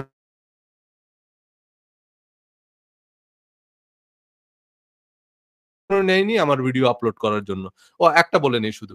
দূরবীনের পেজে আমার যে ভিডিওগুলো আছে, দূরবীন আমার কাছ থেকে পারমিশন নিয়েছে এবং আমি তাদেরকে যেভাবে ইনস্ট্রাকশন দিয়েছি, সেই ইনস্ট্রাকশন মোতাবেক দূরবীন তাদের পেজে আমার ভিডিও আপলোড করেছে। দূরবীন ছাড়া আর কেউ এ পর্যন্ত আমার কাছ থেকে পারমিশন নিয়ে আমার ভিডিও আপলোড করেনি। শুধু আমার একটা ভিডিওতে আমি সবাইকে পারমিশন দিয়েছি। সেটা হচ্ছে রিলিজিয়াস মাইন্ডসেট বইয়ের যে রিভিউ আমি করেছি। ধর্মের সৌন্দর্য এবং অধর্মের অন্ধকার শিরোনামে আমার একটা ভিডিও। সেই ভিডিওটা আমি আ সবাইকে আপলোড করার পারমিশন দিয়েছি। তবে সেটাতে আমি বলে দিয়েছি যে কোন খণ্ডিত অংশ আপলোড করা যাবে না। পুরা ভিডিও আপলোড করতে হবে। কারণ খণ্ডিত অংশ করলেই সেটার ভিন্ন অর্থ তৈরি হয়। কেউ আংশিক বুঝে। যেমন ধরেন এই যে নাজমুল ইসলাম উনার পেজে আমার যেসব রিল আপলোড করছে। ভাই এই রিল যদি আমি দেখতাম আমিই গালি দিতাম। যে ভাই এ লোক বলেটা কি? কোন কথা নাই মাঝখান দিয়ে উনি এসে এই ১-২ মিনিটের একটা ক্লিপ আপলোড করে দিল। এটাতে ভিন্ন অর্থ তৈরি হয়। এখন আপনি হয়তো পুরো আলোচনাটা জানেন। আপনি হয়তো অন্যান্য ভিডিও থেকে আপনার মধ্যে একটা টোটাল কনসেপ্ট তৈরি হইছে। কিন্তু হঠাৎ করে বিচ্ছিন্নভাবে একজন যখন মাঝখান থেকে এই ১ মিনিটের রিলটা দেখবে, আমার আলোচনার কি আগামাথা সে লোক বুঝবে? সে এসে গালিগালাজ করতেছে। ১ম এই আমার সম্পর্কে তার একটা নেগেটিভ পারসেপশন তৈরি হচ্ছে। আপনি আমার কোন প্রচারণা করতেছেন না। আপনি মেইনলি যেটা করতেছেন সেটা হচ্ছে আমার আ ক্ষতি করতেছেন এটা। এবং অনেক আ ম এই যে ইসলামিক স্কলাররা আমার বিরুদ্ধে এখন ফতোয়া দিচ্ছে, তাদেরকে আমি জিজ্ঞেস করছি, "ভাই আপনারা কি আমার কোন ভিডিও দেখছেন?" বলে যে, "না আমরা আপনার কিছু রিলস দেখছি।" তা আমি বললাম যে, "আমি তো আসলে রিলিজিয়াস মাইন্ডসেট নিয়ে কোন রিলস-টিলস বের করি না। কোথায় দেখছেন আপনারা?" তখন এই যে উনার রিলস গুলো আমাকে পাঠাইছে ইনবক্সে। যে এই যে এমডি নাজমুল ইসলাম নামে এক লোক সে হচ্ছে আপনার এই রিলস গুলো। তা আমি বললাম যে, "ভাই আমার নাম তো এমডি নাজমুল ইসলাম না। আপনি এমডি নাজমুল ইসলামের পেজে গিয়ে আমার কেন রিলস দেখবেন? আপনি আমার পেজে এসে আমার ভিডিও দেখেন।" আপনি যেহেতু আজকে এখানে কমেন্ট করলেন তাই আমি এই এমডি নাজমুল ইসলাম উনার আরো কয়েকটা পেজ আছে। উনার নামে পেজ আছে, উনার প্রোফাইল আছে এই যে এমডি নাজমুল ইসলাম। সেখানে উনি আমার কিছু ভিডিও, আমার কিছু আম এই রিলস-টিলস আপলোড করছে। আমি যারা আপনারা আছেন ওনারাও ওনার পেজে কমেন্ট করে এট লিস্ট ওনাকে জানাবেন যেন আ উনি এট লিস্ট শুনে যে আমার ভিডিওগুলো যেন উনি ডিলিট করে ফেলে ওনার পেজ থেকে। বা উনার প্রোফাইল থেকে যেখানে উনি আপলোড করেছেন। আ আমার আমার কোন ভিডিও যদি আপলোড করতে হয় আগে আমার সাথে কথা বলতে হবে। আমার কাছ থেকে লিখিত পারমিশন নিতে হবে। মানে আমি আপনাকে একটা কনসেন্ট দিয়েছি এবং সেখানে আমি আপনাকে প্রপার গাইডলাইন দিয়ে দিব। আর সবচেয়ে ভালো কথা হচ্ছে যে সেটা আপলোড না করাই বেটার। কারণ আপনি আপনার কথা যে কথাগুলো আমি বলতেছি সেই কথাগুলোই আপনি বলেন না। আপনি আপনার ছবি দেন। আমার ছবি কেন দিতে হবে? হয়তো কোন কারণে আপনি দেখছেন যে ভাই আপনার ছবি দেয়াতে হয়তো ভিউ বেশি হয় না। আমার ছবি দিলে আপনি ফলোয়ার বেশি পাচ্ছেন। সো আ তো এই যে আবার একজনে কমেন্ট করছে যে, "নাজমুল ইসলাম একজন আন্তর্জাতিক মানের বাটপার।" তো এখন কথা হচ্ছে যে ভাই আমি এই নাজমুল ইসলামকে চিনি না। উনার সাথে আমার কোন পরিচয় নাই। এখন উনি আমার ছবি দিয়ে বা এই যে এজন্যই আমরা একজন আরেকজনকে পারমিশন দেই না। আমাদের ভিডিও বা ছবি ব্যবহারের। কারণ উনি কে আমি জানি না তো। উনি কি করেন সেটা তো আমি জানি না। কিন্তু উনি এমনভাবে প্রিটেন্ড করতেছে। উনার পেজের মধ্যে উনি আমার ছবি-টবি আপলোড করে আ আ এমনভাবে করতেছে যে যেন এটা আমার পেজ। কিছু মানুষ আমাকে জিজ্ঞেস করে যে, "ভাই এটা কি আপনার আরেকটা পেজ কিনা?" না এটা আমার আরেকটা পেজ না। এসব পেজের সাথে আমার কোনই সম্পর্ক নেই। সো আপনারা উনাকে রিকোয়েস্ট করবেন যে ভাই সজল ভাই নিষেধ করছে আপনাকে উনার পেজ থেকে আপনার উনার ভিডিও নামিয়ে ফেলার জন্য। আপনি নামিয়ে ফেলবেন নাহলে আমরা সেটা রিপোর্ট করব। সে জানাবেন যে এটা ফেক পেজ। সো যাই হোক আ আমরা এই আলোচনাটা আজকে এখানেই শেষ করব। আ আমরা আজ কথা প্রসঙ্গক্রমে আসলো তাই আমি জানিয়ে দিলাম। আ ভাই আমাকে পারমিশন দিলে আমি আপলোড দিতাম। আপলোড দেওয়ার দরকার নেই আসলে। কারণ আপনি আমার ভিডিও শেয়ার করতে পারেন। বা আপনি যদি মনে করেন যে এই আপনার কিছু আপনি এই কথাগুলো নিজেই বলতে পারেন। সেটা বরং আপনার জন্য বেটার। এতে আপনার ব্র্যান্ড তৈরি হবে। এতে কারণ এবং এই কথাগুলোকে এটা সবচেয়ে ভালো। কারণ আপনি আমার ভিডিও যখন আপলোড করবেন তাতে আমার ব্র্যান্ডিং হচ্ছে, আমার প্রচারণা হচ্ছে। ইতিবাচক হলেও আপনার কোনো লাভ হচ্ছে না এবং তার সাথে কোনো ভ্যালু এড হচ্ছে না। সবচেয়ে বড় কথা হচ্ছে আমার এই ভিডিওটা ধরেন আজকে যে লাইভটা করতেছি, এই লাইভটা আপনি শেয়ার দিলেই কিন্তু চলে গেল। কিন্তু এই ভিডিওটা আপনি ডাউনলোড করে যদি আপনার পেজে আপলোড করেন, এতে এই ভিডিওতে নতুন কোনো ভ্যালু তো এড হলো না। ১ দ্বিতীয় কথা হচ্ছে যেটা, সেটা হচ্ছে এটা ফেসবুকের এগুলা তো ম্যানুয়ালি দেখে না। কোন মানুষ দেখে না। যে কারণে আমি আপনাকে পারমিশন দিলাম এটা কিন্তু ফেসবুক বুঝবে না। ফেসবুকের অ্যালগরিদম তারা হচ্ছে এটা মেশিন লার্নিং, এটা এআই আর্টিফিশিয়াল ইন্টেলিজেন্স দিয়ে তারা দেখে যে ২ টা পেজে একই ভিডিও। সুতরাং তারা ধরে নেয় যে কোন একটা ডুপ্লিকেট। এবং এটা Facebook আইডেন্টিফাই করতে পারে না যে কারণে হয়তো অরিজিনাল কনটেন্ট যেমন আমি নিজে অনেকগুলো কনটেন্টে স্ট্রাইক খাইছি। যে কারণে আমার পেজ থেকে এই ভিডিওগুলো পরে নামায় ফেলতে হইছে। রিলিজিয়াস মাইন্ডসেটের অনেক ভিডিও আমার পেজ থেকে ডিলিট করে ফেলতে হইছে আমার ভিডিও। এর কারণ Facebook এগুলোকে ডুপ্লিকেট কনটেন্ট হিসাবে লেবেল করছে। কারণ হচ্ছে আরেকজন সেটা তার পেজে আপলোড করছে। সো Facebook এর অ্যালগরিদম খুবই ক্রিটিক্যাল। মানে এগুলো তো মানুষ দেখে না। এটা তো হিউম্যান বিং না, এটা মেশিন। সো মেশিন খুব উদ্ভট রকমের ভুলভ্রান্তি করে। এগুলো যারা কনটেন্ট বানায় তারা জানে। তারা জানে যে কনটেন্ট ক্রিয়েশন Facebook এ কত ডিফিকাল্ট। সো অনেক সময় এই যে কারণে রিলিজিয়াস মাইন্ডসেট এর অনেকগুলো ভিডিও আমার নিজের পেজ থেকে ডিলিট করে ফেলতে হয়েছে এবং এই কারণে আমি এখন লাইভ করি। এই যে এটার আরেকটা কারণ হচ্ছে আমার এই লাইভ করার পিছনে আরেকটা কারণ হচ্ছে এটা। কারণ আমি YouTube এ ভিডিও আপলোড করে Facebook এ আপলোড করার আগে আরেকজন YouTube থেকে নামায়া তার পেজে আপলোড করে দিচ্ছে। সো তখন আমি যখনই পরে আপলোড করতেছি আমারটাকে ডুপ্লিকেট কনটেন্ট হিসেবে Facebook মার্ক করছে।